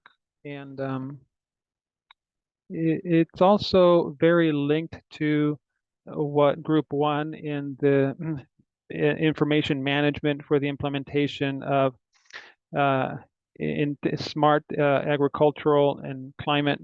And but we also talked about the intervention strategies locally and for community-based. And we also, because of the excellent comments that the members of the team shared about the knowledge, ancestral information, and experiences and experience in the knowledge base, and knowing more the different contexts where we are implementing these practices, and highlighting the importance of the community's role of how to implement this focus in conjunction with the community, from the community, with those needs, and especially with these ancestral knowledge base.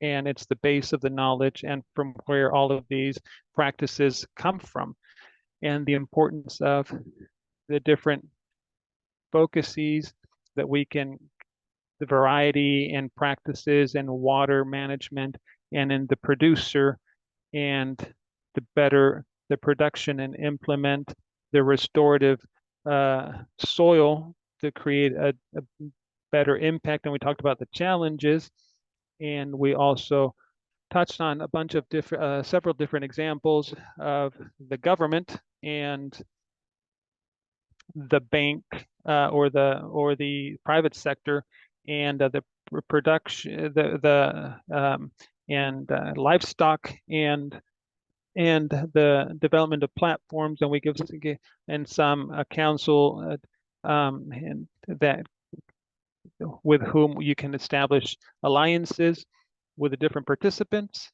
in different sectors, and we close with a knowledge and learning base that we will always have the space to be able to better ourselves and our practices and to make the knowledge more solid and more in the practices of climate and agriculture. And I'm not sure if I was able to share what we covered. Perhaps somebody else in the group may want to add something else. Thank you very much, Gisela. Are there others from Gisela's group that would like to add to what she's already shared? If so, please feel free to come off mute, raise your hand, or enter it in the chat.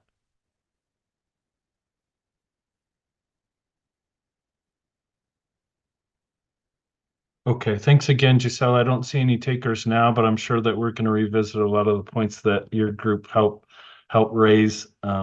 Thanks for having that discussion. Again, we understand we're just scratching the surface on these rather broad and deep topics, but can't tell you how much we appreciate you kind of validating from your perspective as implementers, really with your hands literally in the dirt working on these things.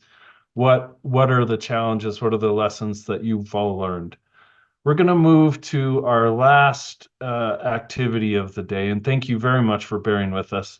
I think one thing I wanted to say just at the end of that readout, a few of the groups mentioned specific products, say learning products or projects, activities, or implementers that speak directly to some of the questions that we're raising. As we go forward in the next day or half, to the extent you can, please help note takers capture the name of those projects or where they're happening or even who's implementing them. Because what we really are mindful of is there's so much learning out there, but we're doing our best in events like this and going forward to capture the work that's going on right now, knowing there's so much of it. So for participants in this event, we will have a resulting brief from this project where we'd love to point you to some of these other activities, other examples that some of our speakers are raising. We'd obviously like to do it for people who couldn't join us today, but importantly, some of these projects that you're helping identify that are answering some of these questions or tackling some of these issues, they give CALA a really good head start for our next steps, which are trying to put some evidence to some of these questions via our meta evaluation, but also they're really going to feature strongly in our final product, which will be a climate adaptation programming learning agenda, which we view as not just being for CALA or for BHA, but for all of us, right, that have some of these common questions so that we can all kind of contribute to pushing practice forward in terms of climate adaptation. So just to pitch, as you think of projects, please either put them in the notes yourselves or mention them so that note takers can capture those as useful examples. Okay. In the time we have left, and now that we've heard a readout from these groups, both Spanish and English, for climate information services and climate resilient agriculture, hopefully we're all kind of on the same page. We heard a lot of common challenges of collective lessons learned. We want to end today with really trying to focus on what we would like to know and what we don't right now. Based on what we've talked about in both of these topics, for climate information services and for climate resilient agriculture, what are some of our key knowledge gaps? Just what you shared this morning tells us you know so much about the challenges in this type of programming, but there's a lot we don't know. What is it that we don't know now? If we had better insight, if we had more timely or context-specific research into it, might help us do our jobs a little bit better. So we're going to turn to our last activity today, which is focusing again just within climate information services and climate resilient agriculture. What do we as a group think are the most important, most relevant, most pressing knowledge and information gaps? So we're going to take a few minutes to get your input on that, and we're going to use AHA slides again. So as the question there poses, in terms of climate information services, what do we still need to learn? Based on what we've heard today, what are our burning knowledge gaps? We'll give you a few moments to enter your thoughts into the AHA slides. Don't be shy. Anything that comes to mind, please enter it. Give you a couple minutes of silence for that.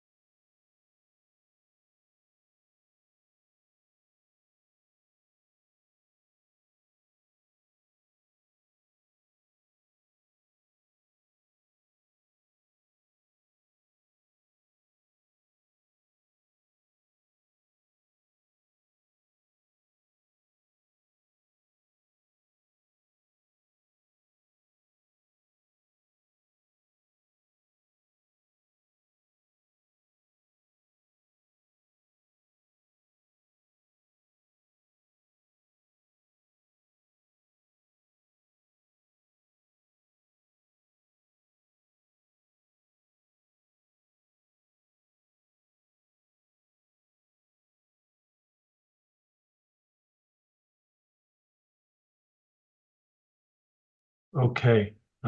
Thanks to all of you who've entered thoughts in there. And again, this is intended to be an open, free-flowing conversation. So I want to encourage folks who've either entered thoughts on the Haas slides or who have thoughts but haven't entered them, come off mute and share them in your own voice. What I'm seeing here is, in terms of climate information services, is a real focus, among others, on utility at the community level.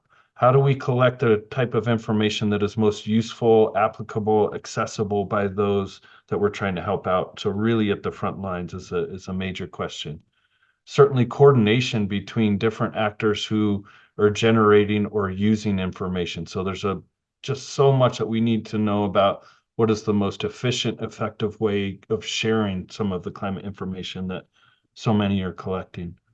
Jorge, Emma, I'm going to pick on you here to help dive into some of these questions and point out some others. Yeah, I think just jumping in there, Tom, I mean, the relevance of the information, that was something that our group discussed a lot, and ways of supporting the co-production of relevant information. And this is where really bringing together the local knowledge. And I was just thinking about some of the really interesting examples that people said about how you could scale up this process, because obviously it's got to be locally specific. But Andrea mentioned the kind of networks of youth who can share information. And also a colleague from Haiti was mentioning about, oh no, sorry, from Barbados was mentioning about digitalization. So you get very local understanding of vulnerability and capacity, but then it could be digitalized and scaled that way. So thinking about local knowledge, but how to scale it. Thanks a lot. Thank you, Emma. Jorge, any thoughts, or maybe you could help translate for me some of the Spanish entries that Yeah, AHA is struggling with.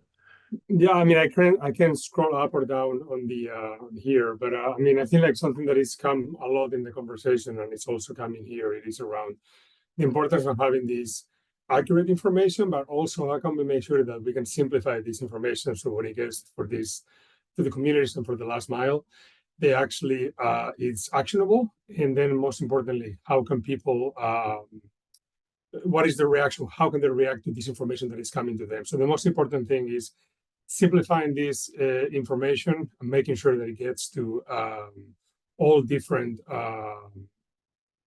members of the community. So, people with different ethnicity, different languages, people with some hearing impairments. How can we make sure that this gets to everyone, pretty much? And we can see that a lot of them are here as well. Let me just look at this 1 second. Yeah, let's invite others. I think if we're not accurately capturing what you've entered in the AHA slides and you are willing to come off mute to really underscore what you think is an important knowledge or research gap, don't be shy, please speak up.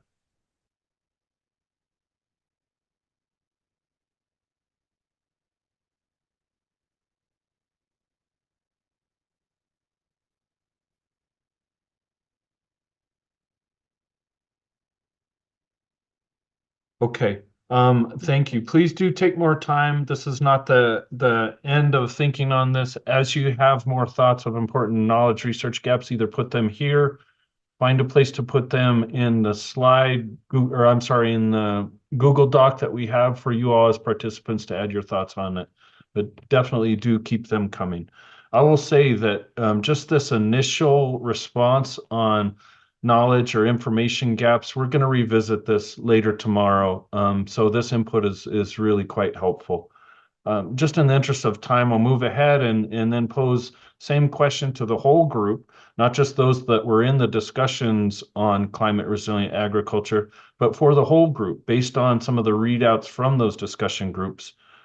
What are some of our similar priorities related to research or knowledge gaps around climate resilient agriculture? Please feel free to add your thoughts on that in this AHA slide.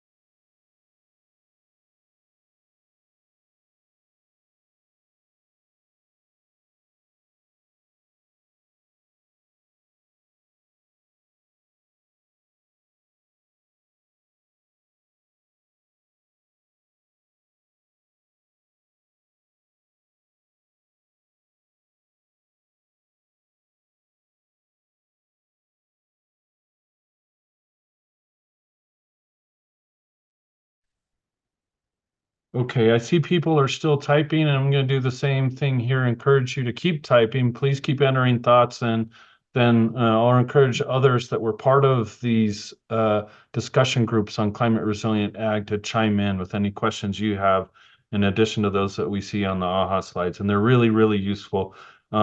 Obviously, it's really, really important that we're taking the time, taking the approaches necessary to ensure that target communities are very aware of some of the trade-offs, both short and long term, understanding that climate smart ag is a big investment for some of these communities. That's very, very important. Assessing kind of the cost benefit of some of these trade-offs. understanding that it is a very risky environment to make some of these changes for our target populations. That's also super important. We had talked, or Andrea raised the importance of taking a multi-sectoral approach to try to integrate climate smart agriculture. So I think there are no doubt some research questions about how that can best be done. Let me ask others who are in those climate smart ag groups maybe to weigh in on this list of research or knowledge questions, or Jorge, if you can again do some translation and add to that where possible, that would be great.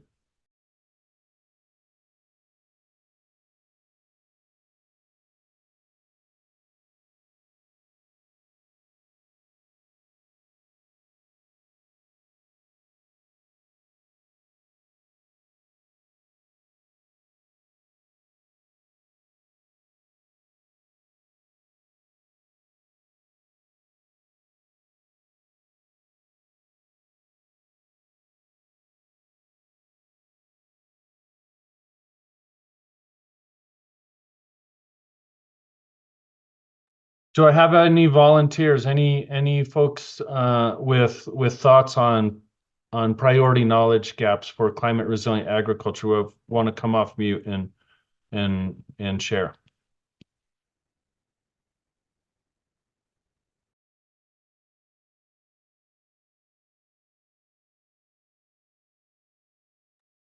Again, a commonality here is the timeframes, right? Of when to make investments and how to weigh investments over the short and long term. So that's a similar thread with the Climate Information Services Group.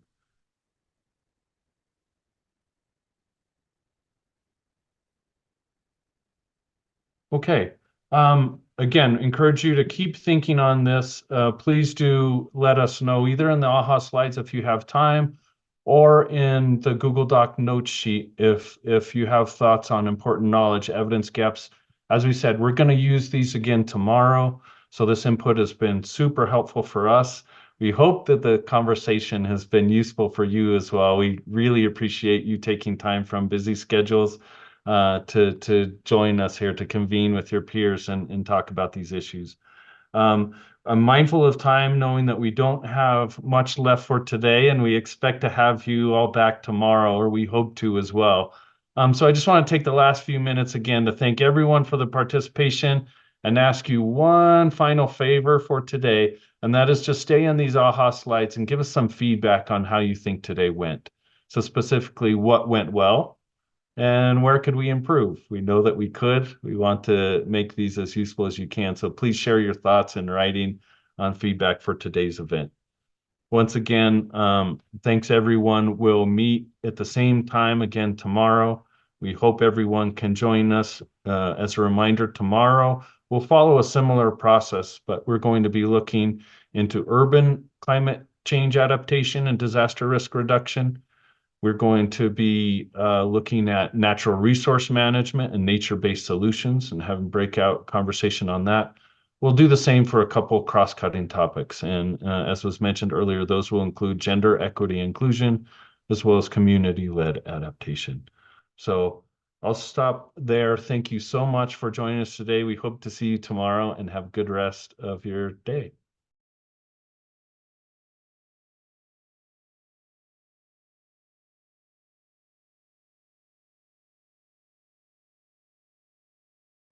Good afternoon, everyone, and welcome to the second day of the Regional Learning Event of CALA, dedicated to reduction of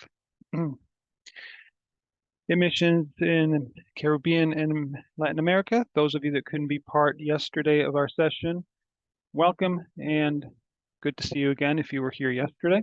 My name is Jorge Sant, and I'm the Global Director for Save the Children International.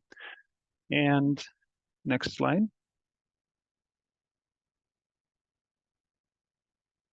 Before we start, mention is that this will be conducted in English as well as Spanish, and to select your language of preference, I will ask you to please select the interpretation bar and select English or Spanish. And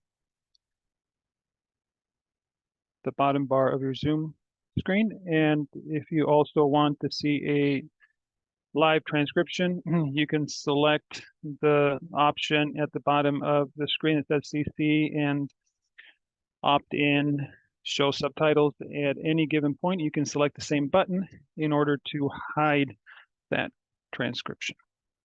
And if you can, we would love to see your faces. Makes it more personal. And if you could please activate your camera, especially during the conversations that we will have throughout the day and in the breakout rooms. And most importantly, make sure to silence your microphones when you are not speaking. I also would like to ask you to please make sure that your name includes your full name in Zoom, as well as the name of the organization that you belong to and whom you are representing here today. And lastly, just to let you know that the presentation, the plenaries, will be recorded. If at any point throughout today you need technical support, please don't make sure to let us know through any of the participants here who have a CALA at the end of their name. Next slide. Before we start with today's session, I'd like to dedicate a moment to thank you for the active participation yesterday. It was really incredible to be able to participate with all of you and see how you participated. Before we start with today's agenda, I'd like to also state some of the key points that we talked about yesterday through the breakouts, as well as the conversations we had live. And state adopting integrated focus of the risks that have to do with climate, short and long term. And second, it's vital, based on practices and knowledge and local systems, in order to jointly create an approach that is pertinent for climate management and change. And we need to link to the existing systems in order to achieve the desired with the groups. And then the resiliency and smart approaches need to be an ecological and expansive, and to the management of the natural resources. Next slide. So today we will spend most of our time in small groups, in breakouts, and later we will have a plenary, general plenary, to be able to openly and collectively discuss the gaps of knowledge and how to improve our research and investigation and gathering of systems. And we will discuss in small groups urban adaptation of climate, and then resource management, natural resource management. And then we'll have a short break and we will discuss both of the transverse equality, inclusion, and gender and adaptation to climate change and climate adaptation achieved by the communities. And we will have a short plenary in order to discuss the main conclusions of the discussion. And again, like we said yesterday, we encourage you to please take advantage of this opportunity to make conversations open and fruitful. Next slide. Before we start with our conversation and in response to some of the feedback from yesterday, I would like to clear up the purpose of this regional event, and two, how are we going to use the results of yesterday's discussions, and as well as today's, and also the detailed notes that we are compiling throughout the conversations. In CALA, we have the opportunity and we want to use your knowledge about these critical subjects in order to fulfill our main objective, which is to support the quality of the adaptation of climate implemented by the BHA in Latin America and the Caribbean. You are our partners, independently or where we all are partners in this effort to manage climate change in the most vulnerable areas. Contributing the conversation throughout the 2 days, you're sharing your own personal knowledge and expertise in these matters in the programming of systems that were not able to be gathered otherwise. Even though this is the first event organized by CALA, we have learning projects in Asia and South Africa as well. And CALA has his intention of acquiring notes of these interactive exchanges and to be able to benefit as at large.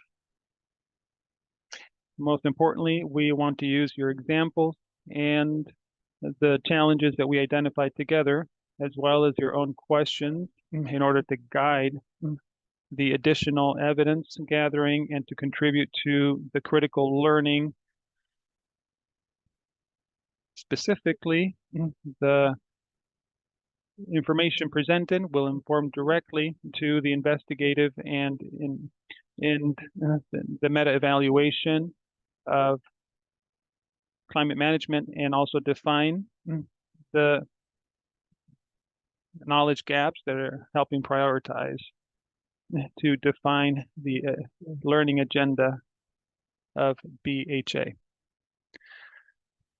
Like we mentioned yesterday, CALA, through a process that interviews with key informants and people with BHA, identified 4 points, 2 that we discussed yesterday and 2 that we will cover today.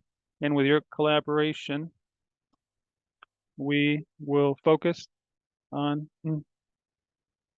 risk management for early alert and community-based systems and management of natural resources and reinforcement of capacity for the adaptation to climate change. To discuss more in depth what we mentioned yesterday, we will divide in small work groups. 3A and 3B will share your experiences and challenges referring to climate adaptation, urban, and 4A and 4B, English and Spanish, will debate and discuss natural resources, NRAM, because of its letters in English.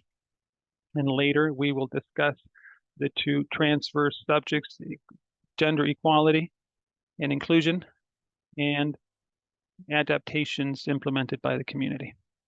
We are conscientious, especially since yesterday's experience, that these subjects are very expansive and we have very limited amount of time. So we ask for you to share the most you can, how these subjects affect your activities, and learn what are your strategies for adaptation that you have adopted through your programming.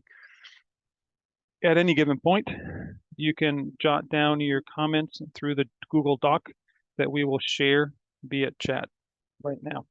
And also an opportunity for those that aren't feeling so comfortable speaking in big groups to be able to jot your ideas on the doc and participate as well.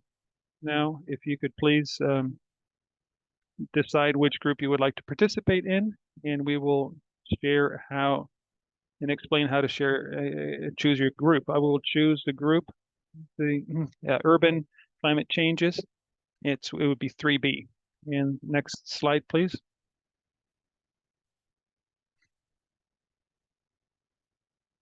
As you can see it on your screen, you will select a theme for your group.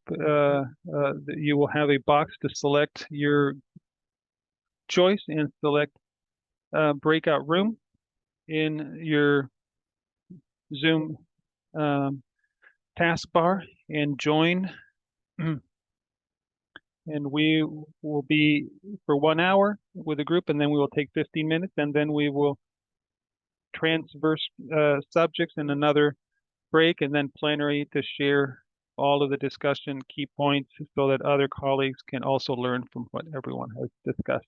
What I would like to mention is, if you could please, each group can choose 1 voluntary to report what's discussed. That would be very much appreciated. Like I said yesterday, we have one Google Doc that you can jot down your ideas. Once we join the groups, we will share the link.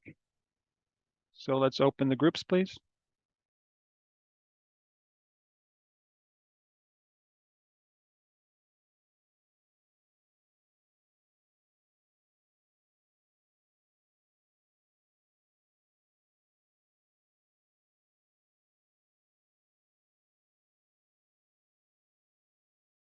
We're not going to be able to talk about the key points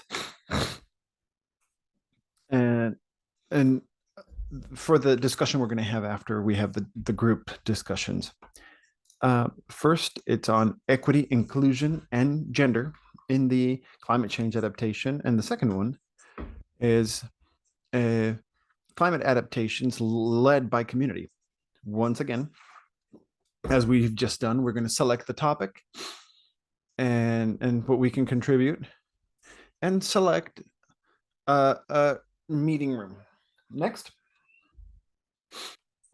Once you're ready, again, please hit meeting room within Zoom. And please leave the room that you want and the topic that you need. These sessions about transversal sessions will last about 40 minutes, and then we will be able to discuss the key points of the 4 conversations of the day. Again, let me remind you that we want to select a volunteer to report and give feedback on the discussion. We're going to open the groups now. Thank you.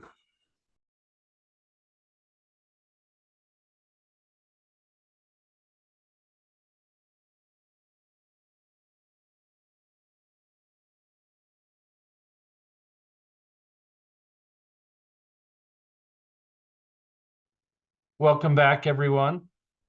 This is just a quick reminder to select your preferred language so you can hear interpretation in either English or Spanish. I'm going to introduce myself once again. My name is Tom Spangler, and I'm the Activity Director for CALA. I hope everyone had good, fruitful discussions in your respective groups. I jumped into a couple of them, and it seems like there were really excellent conversations going on. Again, we've had a few back-to-back now. We've had conversations around urban climate adaptation and disaster risk reduction, natural resource management, and hopefully we touched a bit in that group on nature-based solutions. And we've also talked about cross-cutting topics. We just got out of groups, obviously, on community-led or locally led climate adaptation, and then also gender equity inclusion as it relates to climate adaptation. So we want to take just a few short minutes to capture some readouts from these groups, and we do hope that each one of these groups identified someone who can share those very briefly. Obviously, we have limited time to hit on all of the key points, but thankfully we have great note takers who captured that. So what we want to do now is just turn back to those conversations on urban climate adaptation and natural resource management. And as we did yesterday, just give a chance for each of those discussion groups to share maybe the top 2 or 3 key takeaways that they discussed during those groups.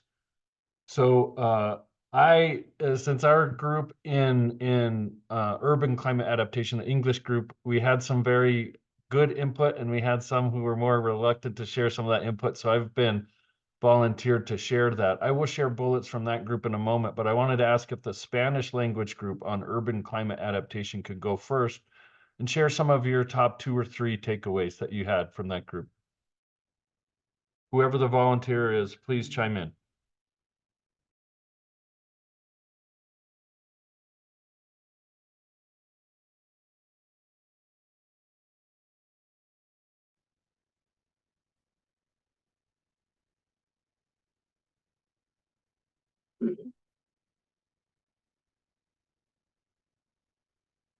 Yeah, I was here with Jorge Sanz, right? That's the one. Okay, so with our group, we were able to. Hi, my name is Romero from Peru. and we haven't met. For those of you that haven't met me, we were able to identify the importance of strengthening the work at a community base and financing for the continuity of empowering locally, and identify and strengthen the participation of different actors and participants and entities accompanying the financing efforts locally, and generate as well spaces for bigger opportunities of dialogue, and including communities through the processes and the government agents or those that legislate and make decisions. And one of the things that we identified as gaps is access to information and sensibilization, and to deal with the intercultural aspects of the situation, and that the financing and local development may have a horizon of actions based on real-time solutions. Thank you. Gracias, Luis. Yeah, thank you for those points. And again, thanks for note takers for capturing them. We're going to open it up for feedback here very soon. I just wanted to give a quick readout of similar points we touched on in the English speaking group focused on urban climate adaptation and disaster risk reduction. So a lot of good points made.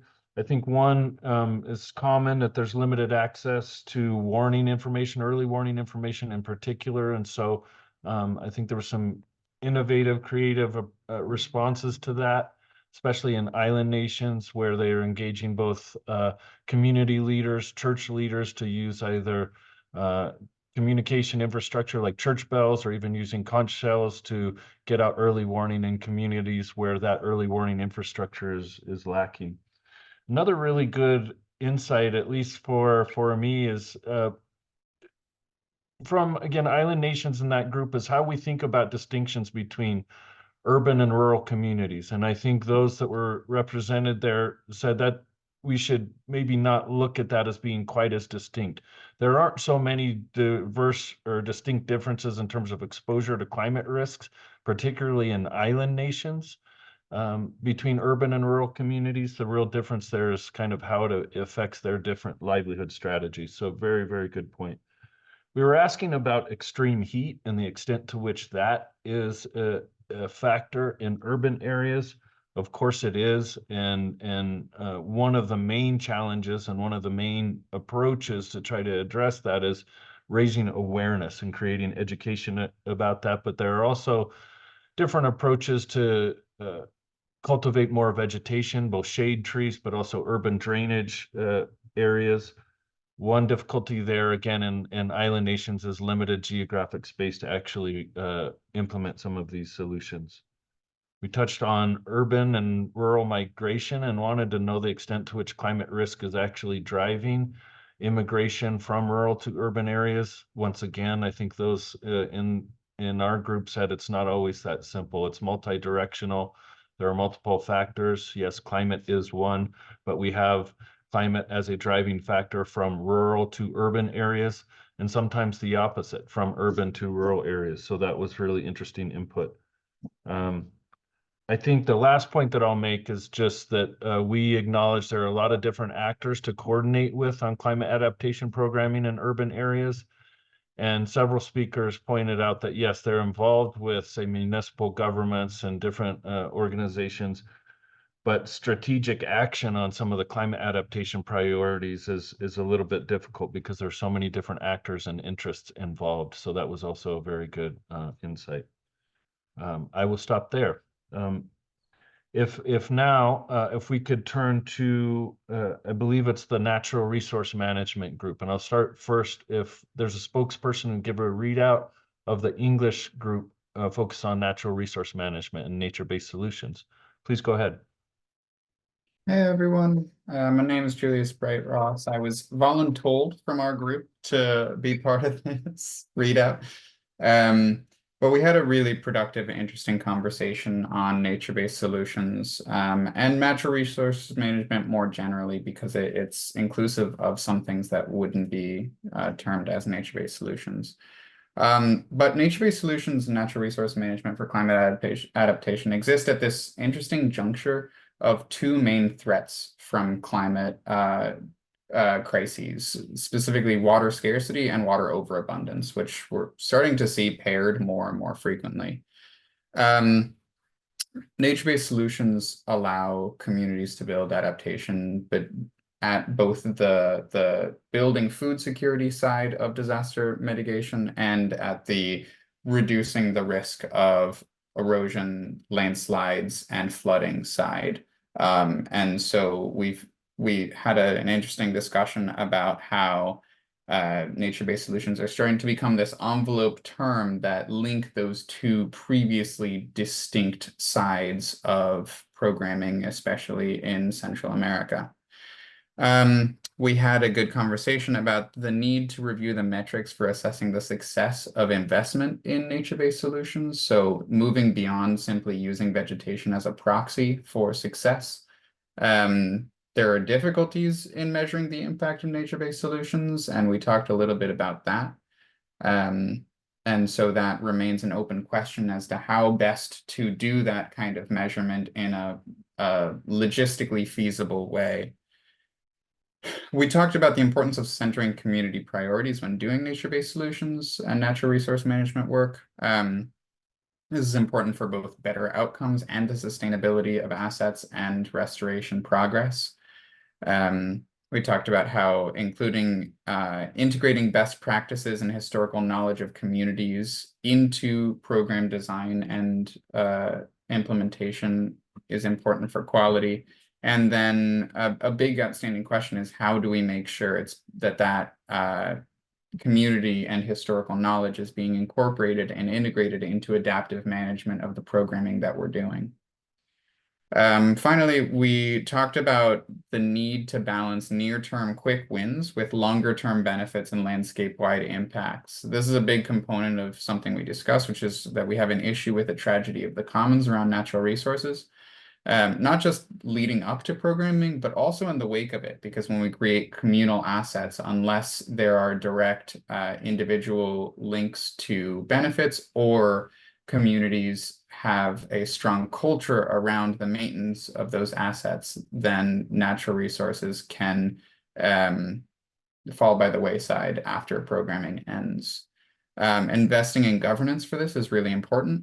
And engaging with regional management bodies to increase the reach and coordination of work that needs to occur across entire ecosystems or watersheds is also important, because sometimes it's not just something that we can govern our way out of on a local basis, because it has to happen across the entire watershed or ecosystem. So those are most of the reflections we had during our discussion, but please, anyone else from the group jump in with anything I might have missed. That was excellent summary. Thank you very much, Julia. See, it captured quite a bit. Very helpful detail.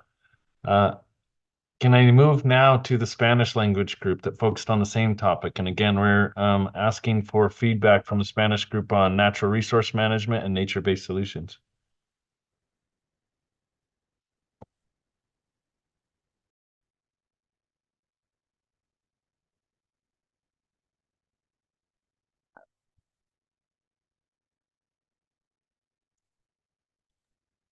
Do we have a volunteer speaker for a quick Tenemos un microphone? vocero para. Yes, our volunteer was Robert or Roberto. Not if you can open his microphone, Roberto.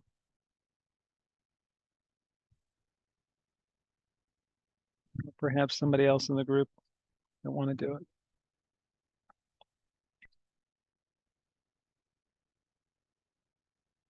Thank you. And it does not have to be exhaustive or comprehensive, just anything new or building on the points that Julius made from the other group that discussed natural resource management. Anything from the Spanish group would be helpful.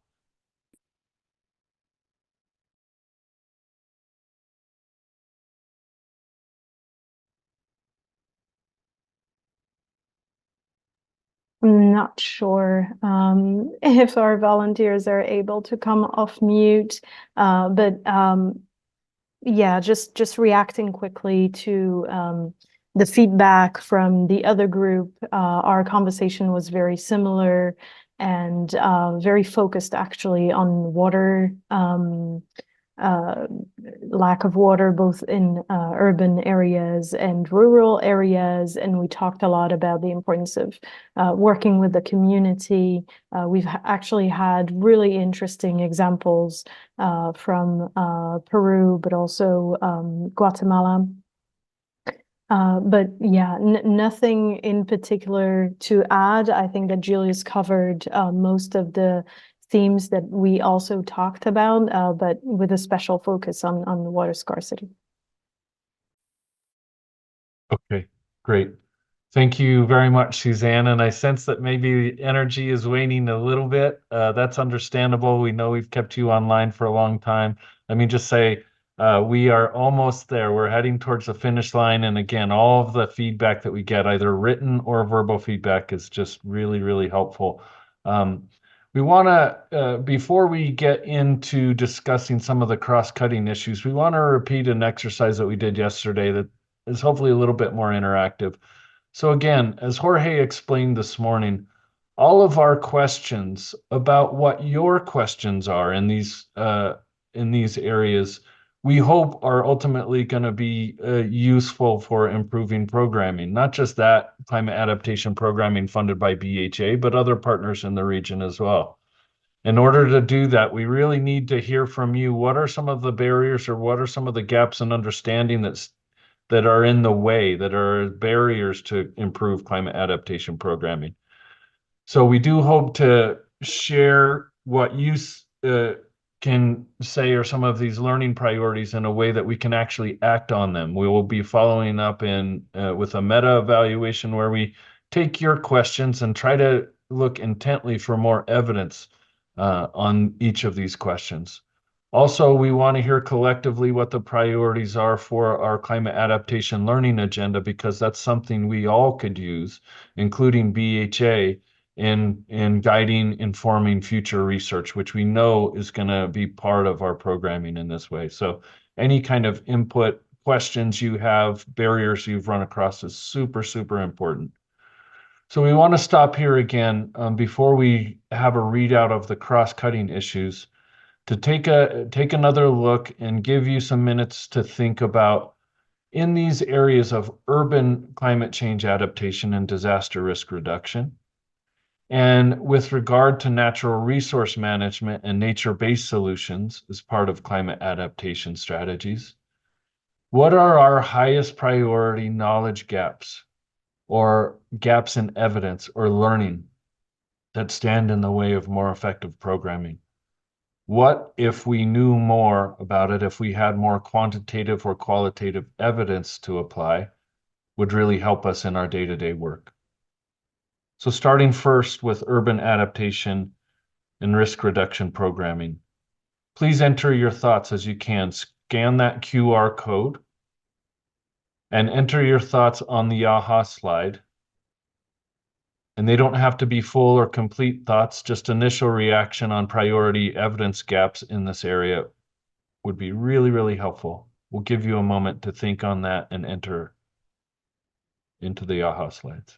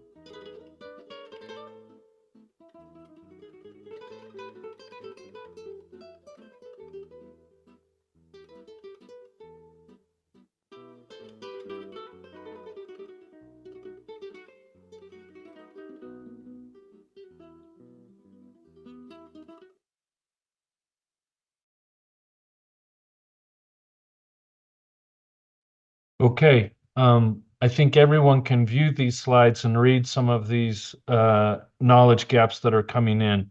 So similar to what we heard in our groups when we talked on these, but for those that were not in those discussion groups on urban climate adaptation, we hope that you can enter any knowledge gaps here as well. These are quite helpful. And again, obviously, some of them are at different levels, some more specific than others, some high level, and there's a merging of common threads. Those include obviously awareness, getting information to the right people in a digestible format, understanding better the relationships between urban and rural climate risks. So all of these are excellent feedback. Very much appreciate it. Please, for those that are typing your thoughts, please keep doing that. We'll take any thoughts that you have on that. Let's ask a similar question while we have time about the other discussion group that we want to hear from you on in terms of knowledge and evidence gaps. And this is related to natural resource management.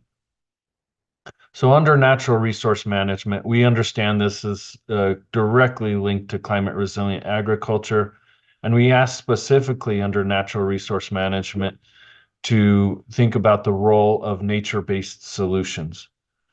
So in this rather broad area of natural resource management, what here are some of your burning questions? What are some of the evidence and knowledge gaps that stand in the way of better climate adaptation programming in terms of NRM activities?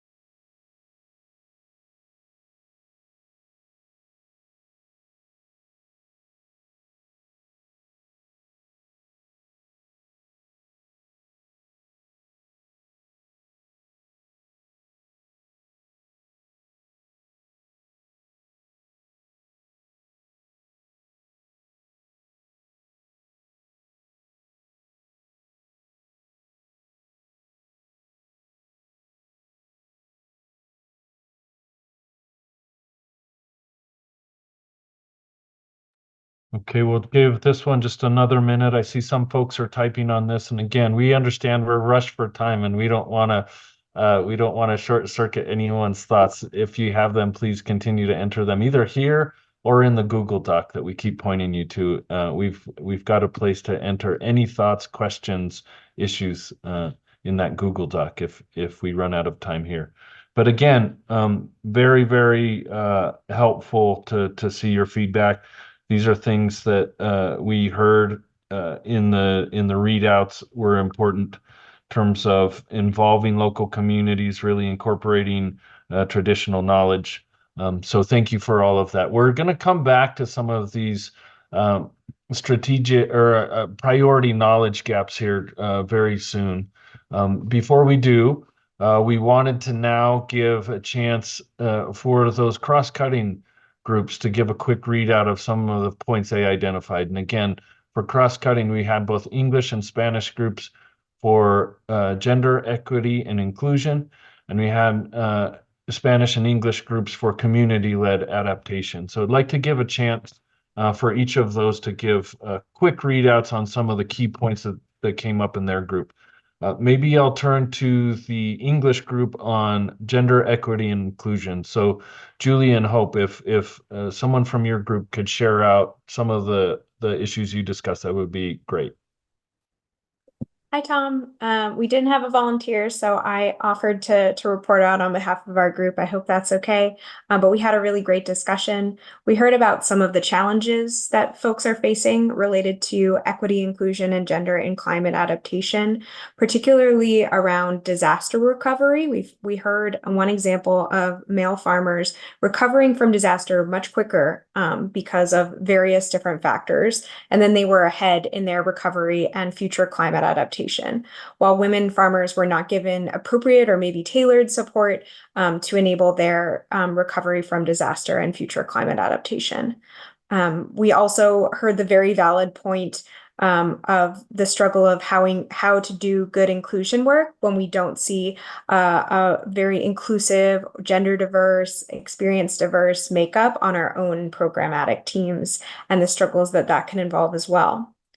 As far as some solutions we discussed, we talked about the importance of incorporating an understanding of differentiated recovery timelines and differentiated recovery needs into the design of support for different gender groups and different identity groups, as well as the importance of understanding and addressing gender role distribution and transforming some of the norms that can hold or fix that role distribution in place. We also talked about the importance of working with men and boys to change their ways of thinking, and the importance of working with women's organizations and women's organization networks in delivering our programming. And we also talked about, for youth in particular, working within the education system or with the education system, incorporating climate adaptation lessons and practices into classroom settings, particularly in the countryside, in an attempt to bring youth back into agricultural livelihoods, but also to support them in doing strong practices for climate adaptations. And finally, we just talked about two little knowledge gaps. So one around how to tailor both definitions, explanations of climate change, and promoted practices related to climate adaptation so that they are accessible to different types of people. We talked in our group particularly around different literacy levels and different ages, but particularly making sure that solutions are accessible to different gender groups, for farmers, people who have to live these adaptations.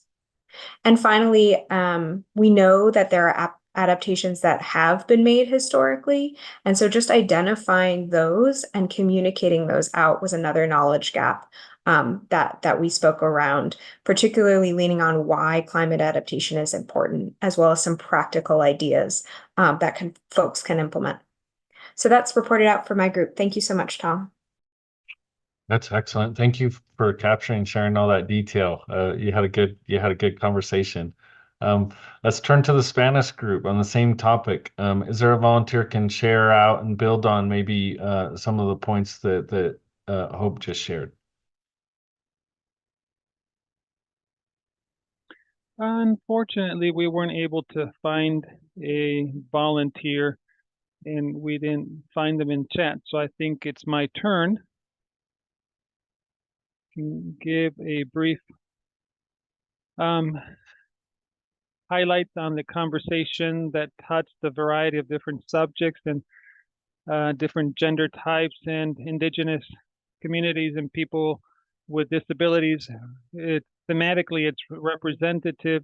The discussions and dialogues and chats that took place in English, and active participation from the very beginning of the vulnerable groups was something that was highlighted, and the difficulties in finding the vulnerable peoples within the community to facilitate and make sure that they take an active role. Otherwise, if you can find them or know where they are, then it's impossible to really help them. And then we heard about really interesting examples about the need to educate and train locally so that voices can be heard and so that they can learn about those subjects, because it's kind of like having a closed door in their faces, even if they don't know the basic they cannot participate in, and that's another barrier, is the key concepts. And so we also had a lot of chat and about women empowerment and some interesting initiative ideas with indigenous communities aligning with the cosmovision, and with also rural communities and processes to create micro companies for empowerment of women, and the creation of high management empowerment groups, and institutionalizing and strategizing to have agreements like the national coordination of GRAD, and to ensure that the voices of the vulnerable communities reach those levels.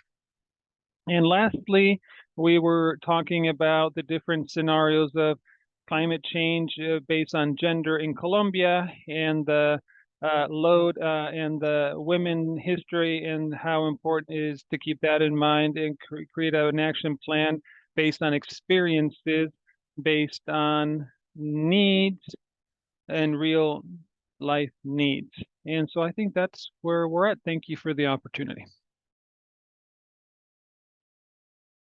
Yes, thank you, Sophia, for leading that group and for sharing out. I have to say here again, it's been super helpful to have these volunteer facilitators in each of these groups. People with some background, some technical background in these areas makes a real difference for the conversation. So thank you, Sophia.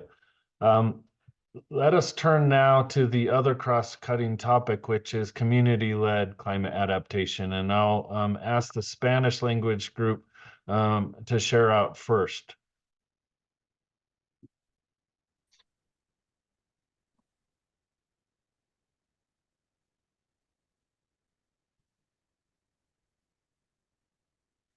Yeah, hi. So I'm going to share.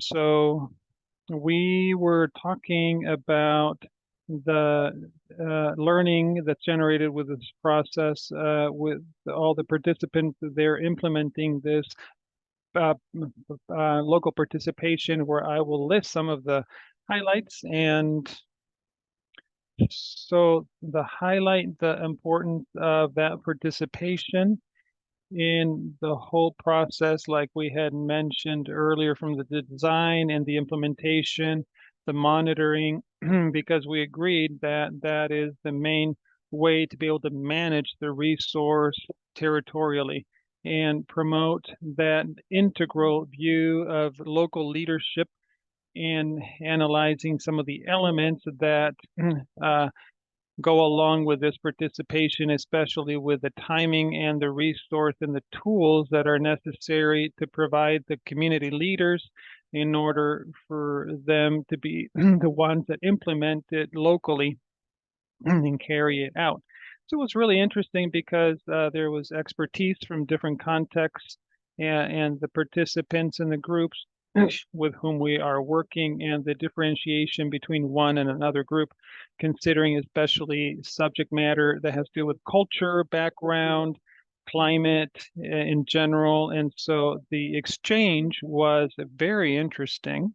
And we talked about the participation of women, especially in these communities that we have that challenge, because these are very traditionalist communities. And we also covered the need always as part of what is necessary for us to finish or follow through, and the challenge is to create the link within that local context, and regionally and nationally, for those to be linked, especially when the decisions need to be made. And some tools and experiences for management tools that have been generated locally was shared, and also the need in order to complete those action steps of emergency that are short term, with processes or initiatives that are longer term in development, especially to incorporate recovery components within the community, to prevent or minimize the impact of for the future processes with a follow through. I'm going to highlight a subject that we were covering about the learning between peer-to-peer learning as the main strategy to generate a bigger impact and participation and a more awareness, because what would be ideal, and it's that dialogue, that's horizontal dialogue between leaders in the community, that they can be the spokespersons with their participation experiences and expertise. And we spoke about community exchanges. It's between them, and the message is conveyed directly with a more heavier impact. I don't know if perhaps something I missed, but maybe a coworker or group member can add whatever they might want to add. Okay, thank you very much, Gisela. If there are others from the group that want to add to what Gisela just shared, please raise your hand and do that. Otherwise, we'll move straight ahead to the English-speaking group. I think, Moa, this was your group, and if I remember, I think, Emma, you volunteered to give a quick readout from the English-speaking group on community-led climate adaptation. Yeah, thanks very much, Tom. Again, a really rich discussion. So thank you very much to the group. And actually, quite a few of the issues chime with both the other group, but also with other issues that are rising more generally. There was a lot of discussion, as was raised before, about making information accessible, but not just in terms of language, but also in terms of culturally and in terms of worldviews, but also thinking about different abilities and making sure it's available in different formats. And again, thinking about ensuring sustainability, but also ensuring that we're engaging marginalized groups. So really building on existing local systems, like local disaster risk systems, rather than starting with locally led adaptation necessarily. So building on existing systems and linking with existing social groups and networks, particularly mentioned again, women and youth. And then thinking about one thing that was very interesting I found was really looking for those people with the capacity to be early adapters. So those people who have the capacities and some resources to really be flexible in adapting to different climate risks and going backwards and forwards across those different climate risks. But one of the main things I think that came up was in terms of resourcing locally led adaptation.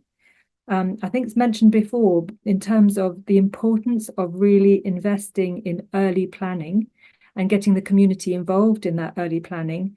But obviously that requires resourcing as well. So question about how we can support early planning, real issues around enabling communities to access climate adaptation funding, and thinking about how we can address those restrictions, and also in terms of strengthening capacities to access adaptation funding.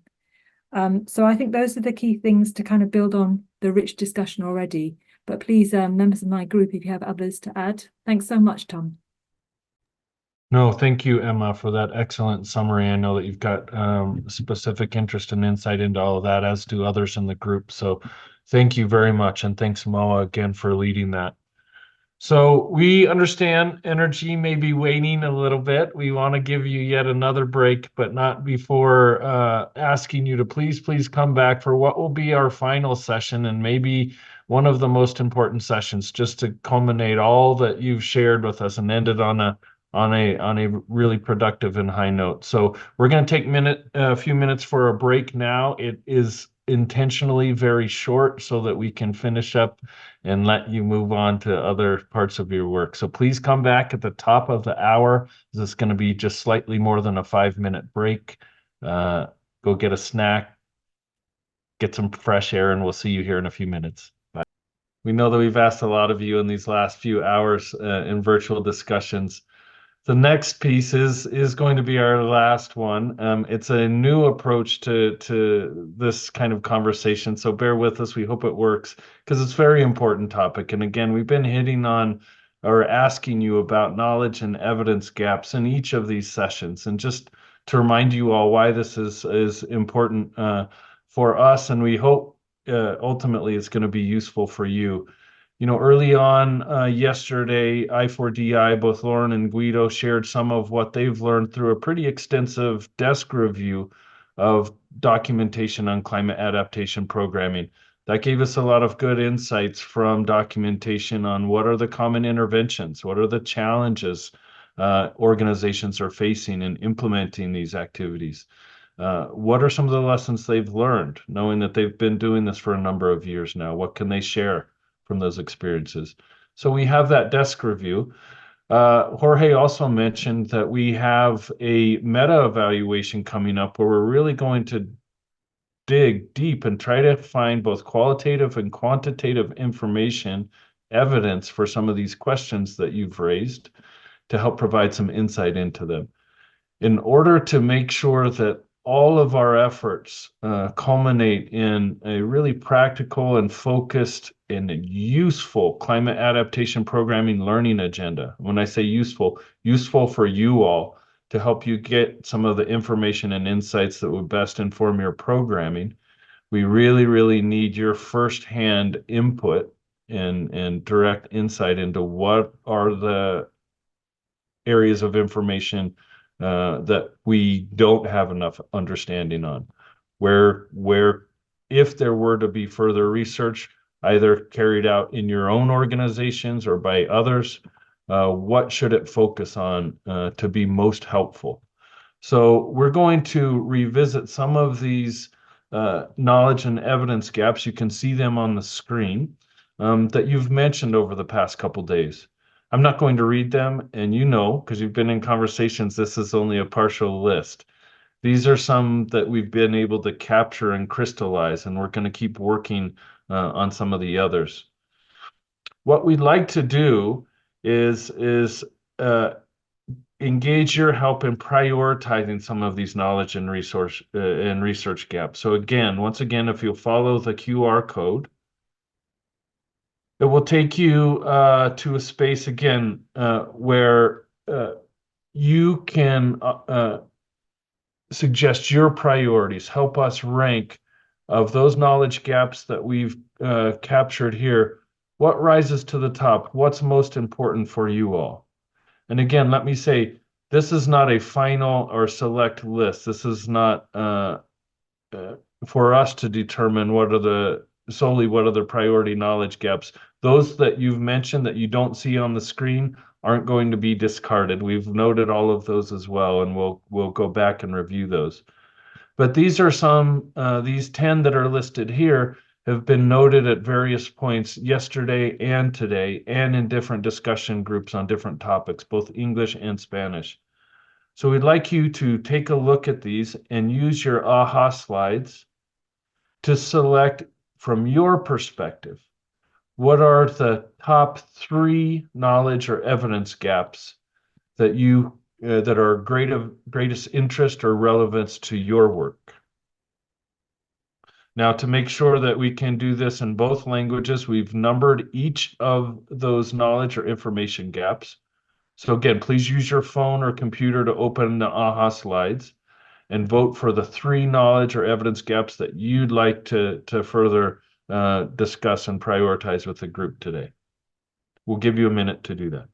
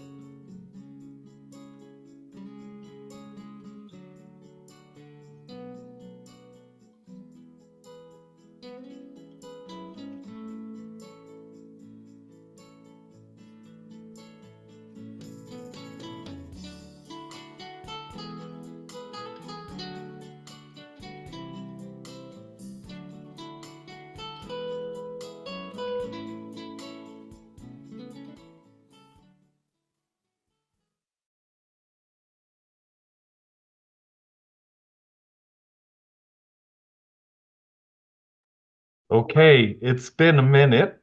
I know I'm muted. I was looking at some of the results, Suzanne, that you were sharing out and just trying to grasp which, according to the respondents, are the most important. I think what I saw was questions number 10, number 5, and number 2, I believe, if I saw that right. Is that correct? Do you have any results, or can you share that readout with the group? Yeah, I think it is in that order. Research question number 10, research question number 2 is the second most popular. Research question number 5 was the third. Of course, there are interest in just about all of them. I think research question number 4 didn't have many takers. So if we look just at question number 10 to begin with, and maybe we'll need to go back to the slide, and sorry for making you jump around like this. But that is, how can we better build on local or community coping and adaptive practices and local priorities? I myself heard so many good points and questions raised about this issue in different discussion groups. So let's stop here and open it to the floor. Now that there's pretty solid consensus that this is a very important research or knowledge gap, I'm going to encourage those who voted for it to come off mute and tell us why, or what specific questions or research activities might you propose to tackle this important issue.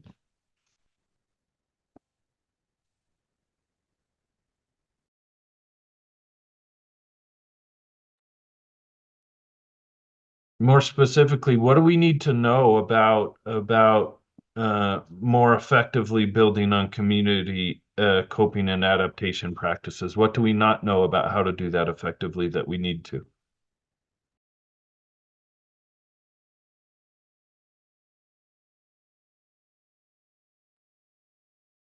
Again, I'll ask for volunteers to raise hands. Don't be shy. We've been talking about this for a couple days, so come off mute, or again, feel free to enter any thoughts you have into the chat.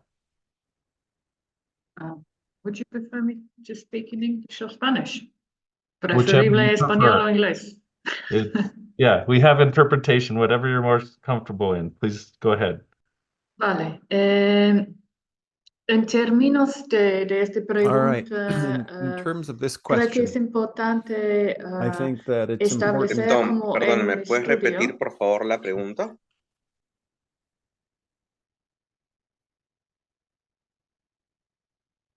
Could you please repeat the question? I'm sorry. La pregunta es cómo podemos apoyar y The aprovechar las question prácticas is, locales how can we support comunitarias de adaptación and y las make prioridades use of the locales. community activities and local activities?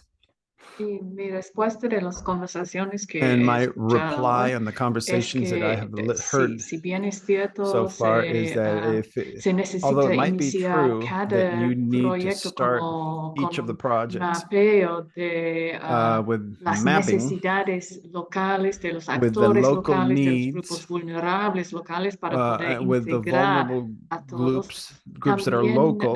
será interesante tal vez tener un estudio que nos indique cuáles It tipos would de be good to have estrategias hay a studies that could través de la indicate región. what Si type bien of es cierto, activities we have respuesta through these necesita ser vinculado arenas, a la and then that comunidad, needs al to be contexto linked específico. to the También specific saber de context. las tendencias y It's qué hay, necessary to qué keep tipos de this in line with estrategia hay en tendencies varios and what type contextos. of Será strategy there is in these contexts.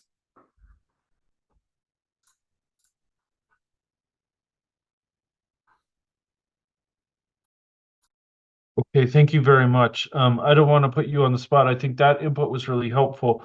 Julius, it makes me think of a point that you raised in the community-led adaptation group, and you offered an example, albeit outside of the region, from Zimbabwe, but just underscoring the importance of engaging with the community very early on. And in the case of RIFSA, or Resilience Food Security Activity Design, very early on, there was a BHA partner in Zimbabwe who actively engaged the community in their natural resource management practices to try to understand kind of local priorities, local challenges, local solutions from the outset to really inform the design of their project when it was most useful. I don't know if you want to share any more of that, but it seems relevant to this research question. Yeah, thanks for highlighting it, Tom. Just one additional feature about that. So if anyone wants to look up this particular case, it's the Amali Maloko RIFSA in Zimbabwe. And they conducted a social and behavior change informed investigation into natural resource use early on in the design process for the RIFSA. And that helped shake out a few key pieces of the demographics of natural resource use and how communities perceived natural resources within their sort of local context. Out of that came a big part of the RIFSA's design, which was the employment of youth watershed champions, because communities had identified youth as needing opportunities and also as key components of natural resource degradation because of a lack of opportunity and a predisposition to being able to actually handle the labor-intensive components of natural resource exploitation. So these youth watershed champions map and plan for the restoration of degraded rangeland within the RIFSA's programming scope. So through being able to engage early on in the program design lifecycle and taking that sort of really demographics and local community informed approach to design, that RIFSA has been able to produce some really interesting results. Excellent. Thank you so much for sharing a bit more on that, Julius, for others. It does seem really relevant and useful and adaptable to different contexts for sure.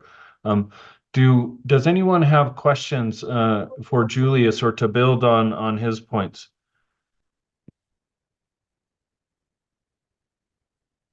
Yo no tengo, yo más bien quisiera contribuir con la Well, pregunta I 10. wanted to basically Por ejemplo, contribute nosotros en with what was Perú, en asked. los For example, proyectos que tenemos en las comunidades we have andinas, the projects we hacemos have in the estudios, Andean communities. We study, priorizamos estudios etnográficos, we prioritized en los cuales ethnographic justamente se studies identifican las in which, prácticas, in la fact, idiosincrasia, la the cosmovisión. idiosyncrasies and the Es practices más, pedimos que are estos consultores identified. específicos Moreover, we vivan un have tiempo specific con las comunidades para conductor que nos objects hagan un estudio. O sea, no es live un within tema the que se trabaja en communities, because gabinete, this is sino en la something that we zona. work in. It's not something that's worked in the cabinet, but Estos the cabinet estudios or indoors, etnográficos but in son la the area. base para el These inicio de ethnographic nuestros studies are the proyectos, base ¿no? for the Aparte de initiation of una our línea de project. base, por supuesto, pero We este started with a estudio benchmark, of creo que course, but contribuiría mucho these a studies esta would pregunta contribute a número 2. lot to what was being said. Agreed. Excellent. Thank you very much for sharing that. Before we move ahead to the next kind of priority evidence gap, are there any other thoughts on specific questions on say detailed knowledge gaps under the broader heading of how do we more directly engage or incorporate local community coping and adaptive practices into our climate change priorities? Are there any more specific questions that the audience members would like to add under that broader gap?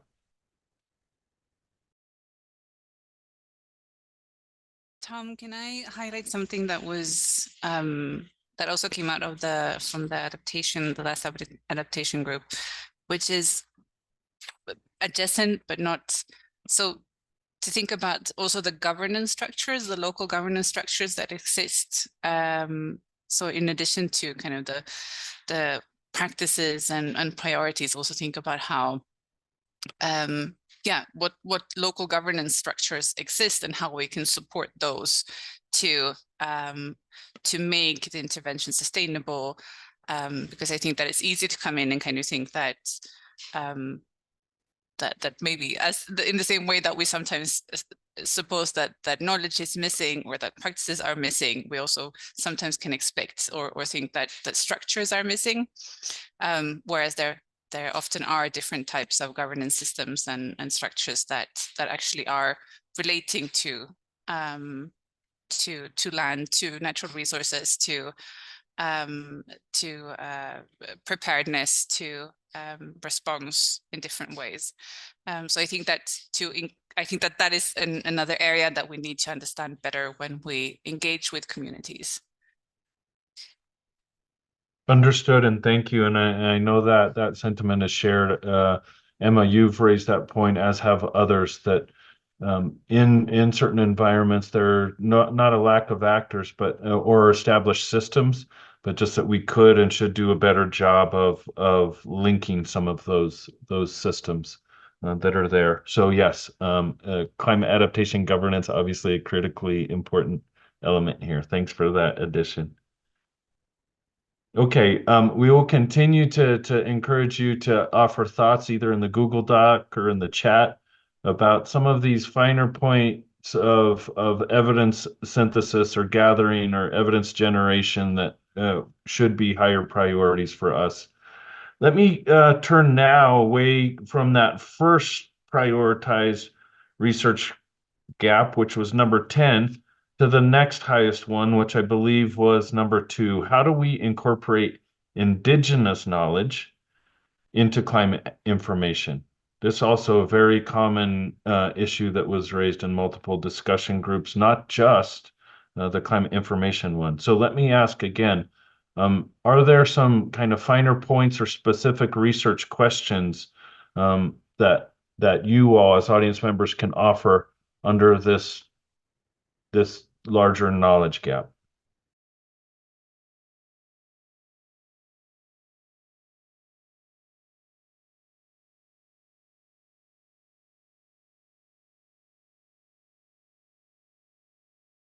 Sorry to raise my voice again, but if no one else has anything to add here, may I?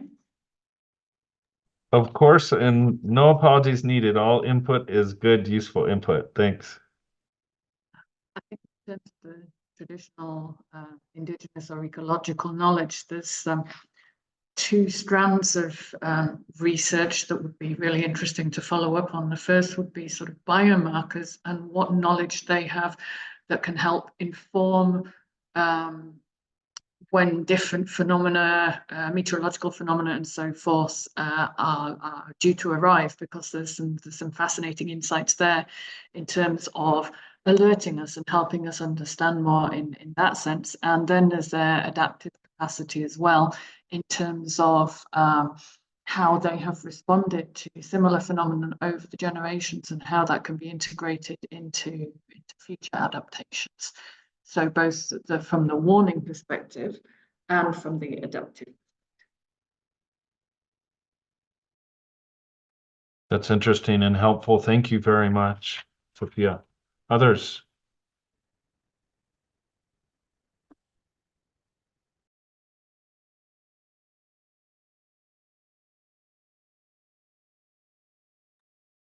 Luis, yes. So you have your hand raised. Please go ahead.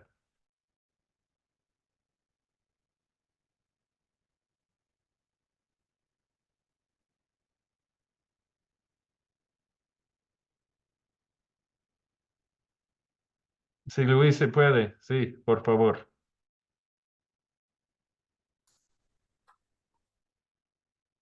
No, thank you. Yes, just to maybe comment, I think there's several challenges, and then we're working where we can work with communities and where we've got these basic knowledge, and I think with better planification, better planning, I think that with this dynamic and specifically applied to Peru, how can we help communities get organized and so that they are linked to the public or governmental system, because it's a place where we need sustainability, and so that there are technical spaces or governmental spaces that are key towards local discussion. And so that supposes the opening of a capacity building, community building communities where we can negotiate and scale, and to also help with the technical system for environmental prognosis or detection. And how do we organize these these such technical languages that are more community based, and so we can observe this more from the commonality. And I mention this because in Peru we have tools with the agroclimatic system, and specifically which we see in the public system, which is installed in the national replenishing sources, and which we have looked to have built in community activities through technological tools and through community tools as well. I think this is a good stance point. I think that to be able to incorporate knowledge which supposes from the community stance and the climatic and environmental impact, which is not the same. For example, if they are responsible for a family, then it's very different. All in the sense to be able to face a climate or environmental impact, and in the same way, where the girls and adolescents, who have municipal interests and national interest, can begin to understand the social conscience right now, which is a way to be able to nationally enter into this discussion.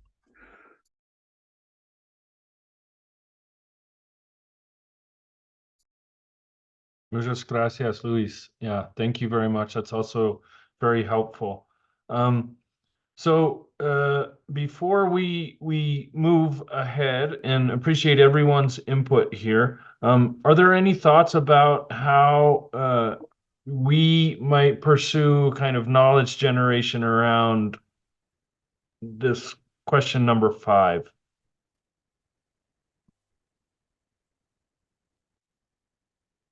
How to enable co-production of actionable, accessible climate information and raise info awareness among communities. Now, I understand as we've got them here, many of these research questions are a bit overlapping or duplicative.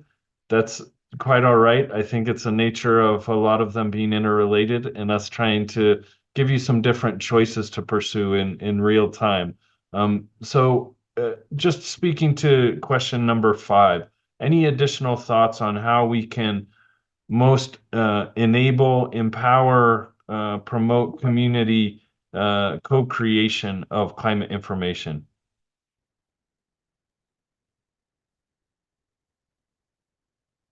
And please, everyone, don't be shy. Feel free to chime in with any thoughts you have on this.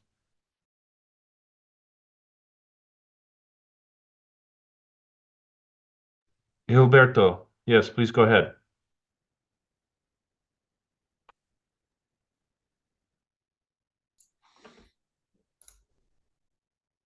Well, I want to share a couple of ideas regarding the topic, which is linked between question number 2 and question number 5.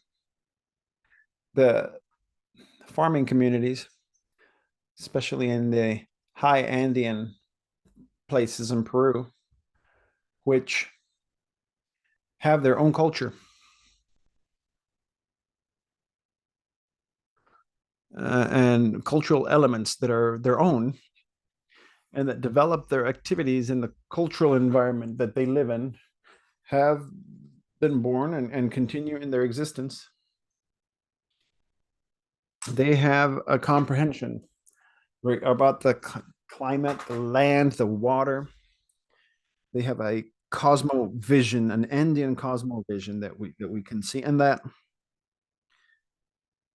it's only useful, it would seem, to fortify the environmental services. And this is how this is being produced in the Peruvian case, where the meteorological case of our country is considering the indicators that manage the indicators that are managed by these communities are biological indicators, physical, astronomical, that help the prediction, the environmental prediction and the climate prediction. And this, I think, is an important step that the National Meteorological Service is providing and is being worked on with information, giving specific information to each of the actors within the farming world, within the so as farmer's to world, and that way the language and the terminology being utilized will is be a lot more friendly and accessible and quickly and usable by the high in the Andes and mountain communities. And in this sense, what we can also say is that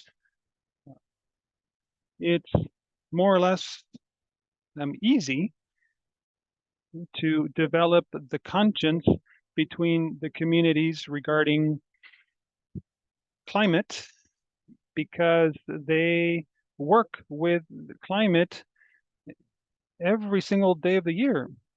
And they know fully well how the situation is evolving, mainly is affecting, what you could say is that climate events that are rare in their way that they show up and their intensity and where they're placed and where they occur are not easily detectable, worsen economic and productivity that are based in agriculture and livestock locally. And that's where we realize that there's a lot of more attention that we need to pay attention to. But the importance of water management, for instance, that is easily understood, and they have acceptance to people that come and support that management and work alongside of them. And that's where we don't need to necessarily take extemporaneous, no matter how technical and the objectives, but work directly with them as opposed to bringing technology from outside, no matter how good it is, for the locals know how it works and what works and how this knowledge is valuable in climate change currently. Thank you. Okay. Thank you very much, Alberto, for offering to share that input. I think it's useful, especially given your experience in that context. So thanks a lot.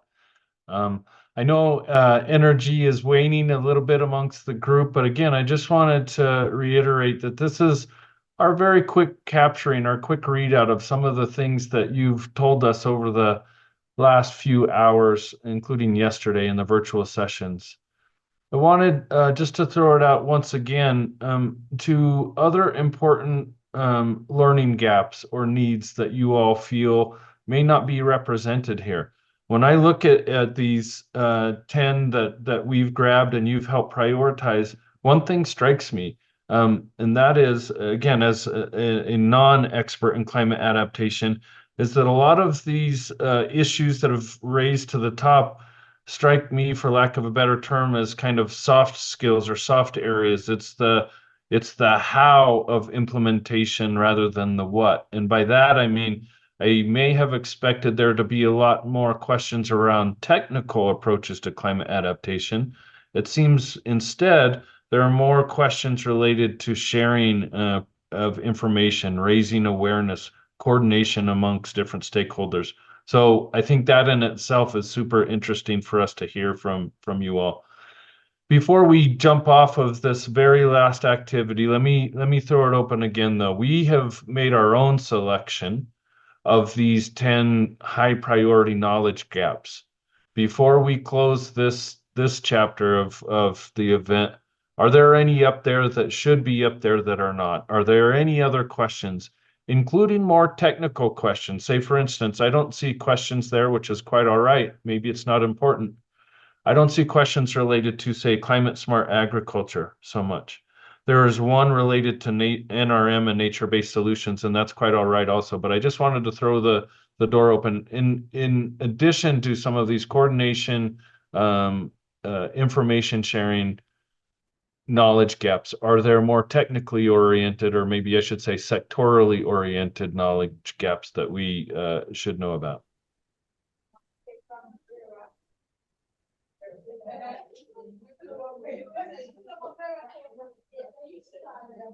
Dora, please go ahead.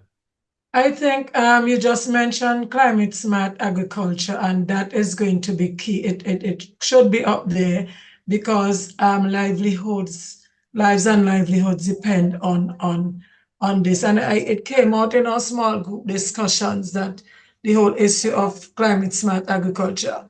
And maybe we look at the smaller things because maybe they might be quicker and so on, and we are not at policy level and so on to make certain decisions. Maybe why those technical things didn't come out. But I am agreeing that that is something, because it is where we are leaning now based on the issue of climate change. Thank you very much, Dora. And I know that that's one of many, many sectors that you all are working to adapt to climate change. Are there other highly important research gaps that you don't see up on this slide? I know we've asked you to vote for them already, but this is just a last chance to make a pitch.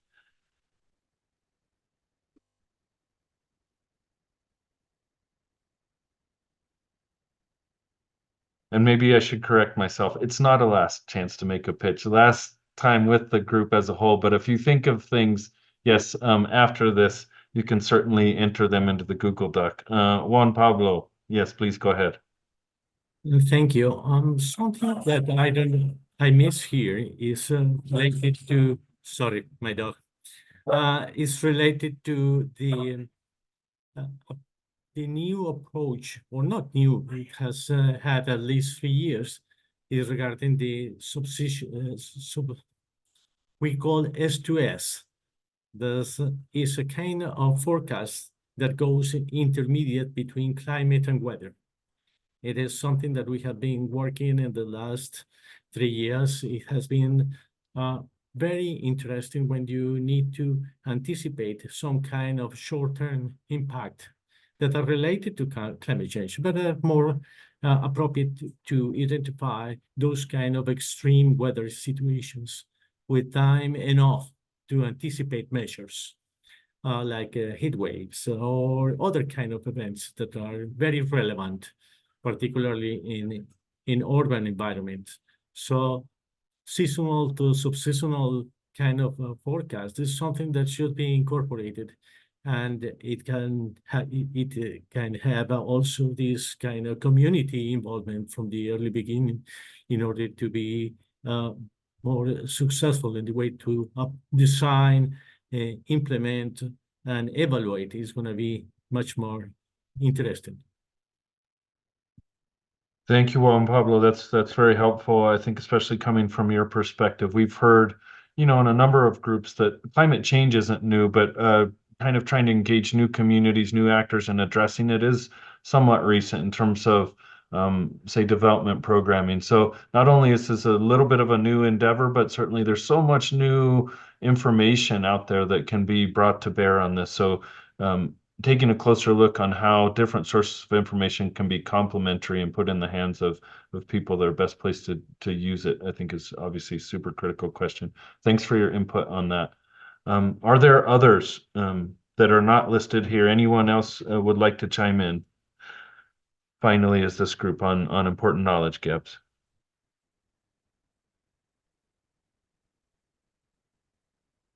Okay, I think maybe we've squeezed as much from you as we can in the time that we've taken from you. So understood, everyone's probably a bit mentally drained from all these conversations that we've had, but can't tell you how much we really appreciate this. I think we'd like to show you how much we appreciate it in terms of giving you a readout from this event It will be in written form, but hopefully summarizing all of the key takeaways that have been shared by your colleagues in these areas, what they're doing, what kind of lessons they've learned through it, and what challenges they're still facing. So you can expect to see a synopsis of all the input you've contributed to here very soon. As we've said, we're going to meet internally, go through all of these exhaustive notes that have been captured from these conversations, use them to try to fill some gaps that I4D pointed out in our desk review, but also most importantly, to really help prioritize based on what you think are the key knowledge gaps, help prioritize with BHA those sources of evidence that we're going to really go after in the meta evaluation, again, to try to provide some evidence to some of these questions that you've raised. We've mentioned we have similar regional knowledge or regional learning events scheduled in Asia and Southern Africa later this year. So again, their perspectives on some of these issues, no doubt, will be similar in ways and different in some very important ways as well. So your input is going to be combined with theirs all together, and ultimately will take learning that I4DI has helped us gather through the desk review, from your input today, and that from your colleagues in Asia and Southern Africa.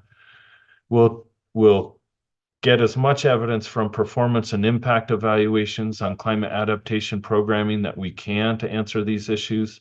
And again, all of it will culminate in a climate adaptation programming learning agenda that will be out probably later this year or beginning of 2025, that we hope will be a useful tool, not just for us, but for you as well. We understand you're all fully dedicated to climate adaptation programming, learning where you can, sharing new practices where you can. So in our climate adaptation learning agenda, we hope to encapsulate some of the expertise, but also knowledge gaps you shared with us today, so that we can all collectively help push the ball forward, so to speak, and make needed improvements in the quality and effectiveness of our climate adaptation programming. So again, can't tell you how much we appreciate the last hours you've spent with us. We sincerely hope it's already been useful for you all who've joined. I know you have full-time jobs, so I appreciate your investment in time. I want to thank our whole team, and especially Suzanne Barakis and the KM Comms team for helping us organize all the different pieces. Those include our volunteer facilitators. We appreciate your expertise in lending it to these conversations. We couldn't have done it without you. So thank you all, everyone who's taken time and contributed to this. Before you go, as we did yesterday, we're going to ask you, for those who have time, please offer your feedback on how this event went. We like to make these as useful and as productive as possible for everyone. So if you have ideas on what went well or where we could improve, please do let us know. Again, I'll say thank you all. Have a good rest of your day, and you will be hearing from us soon. Please stay tuned. Thanks all.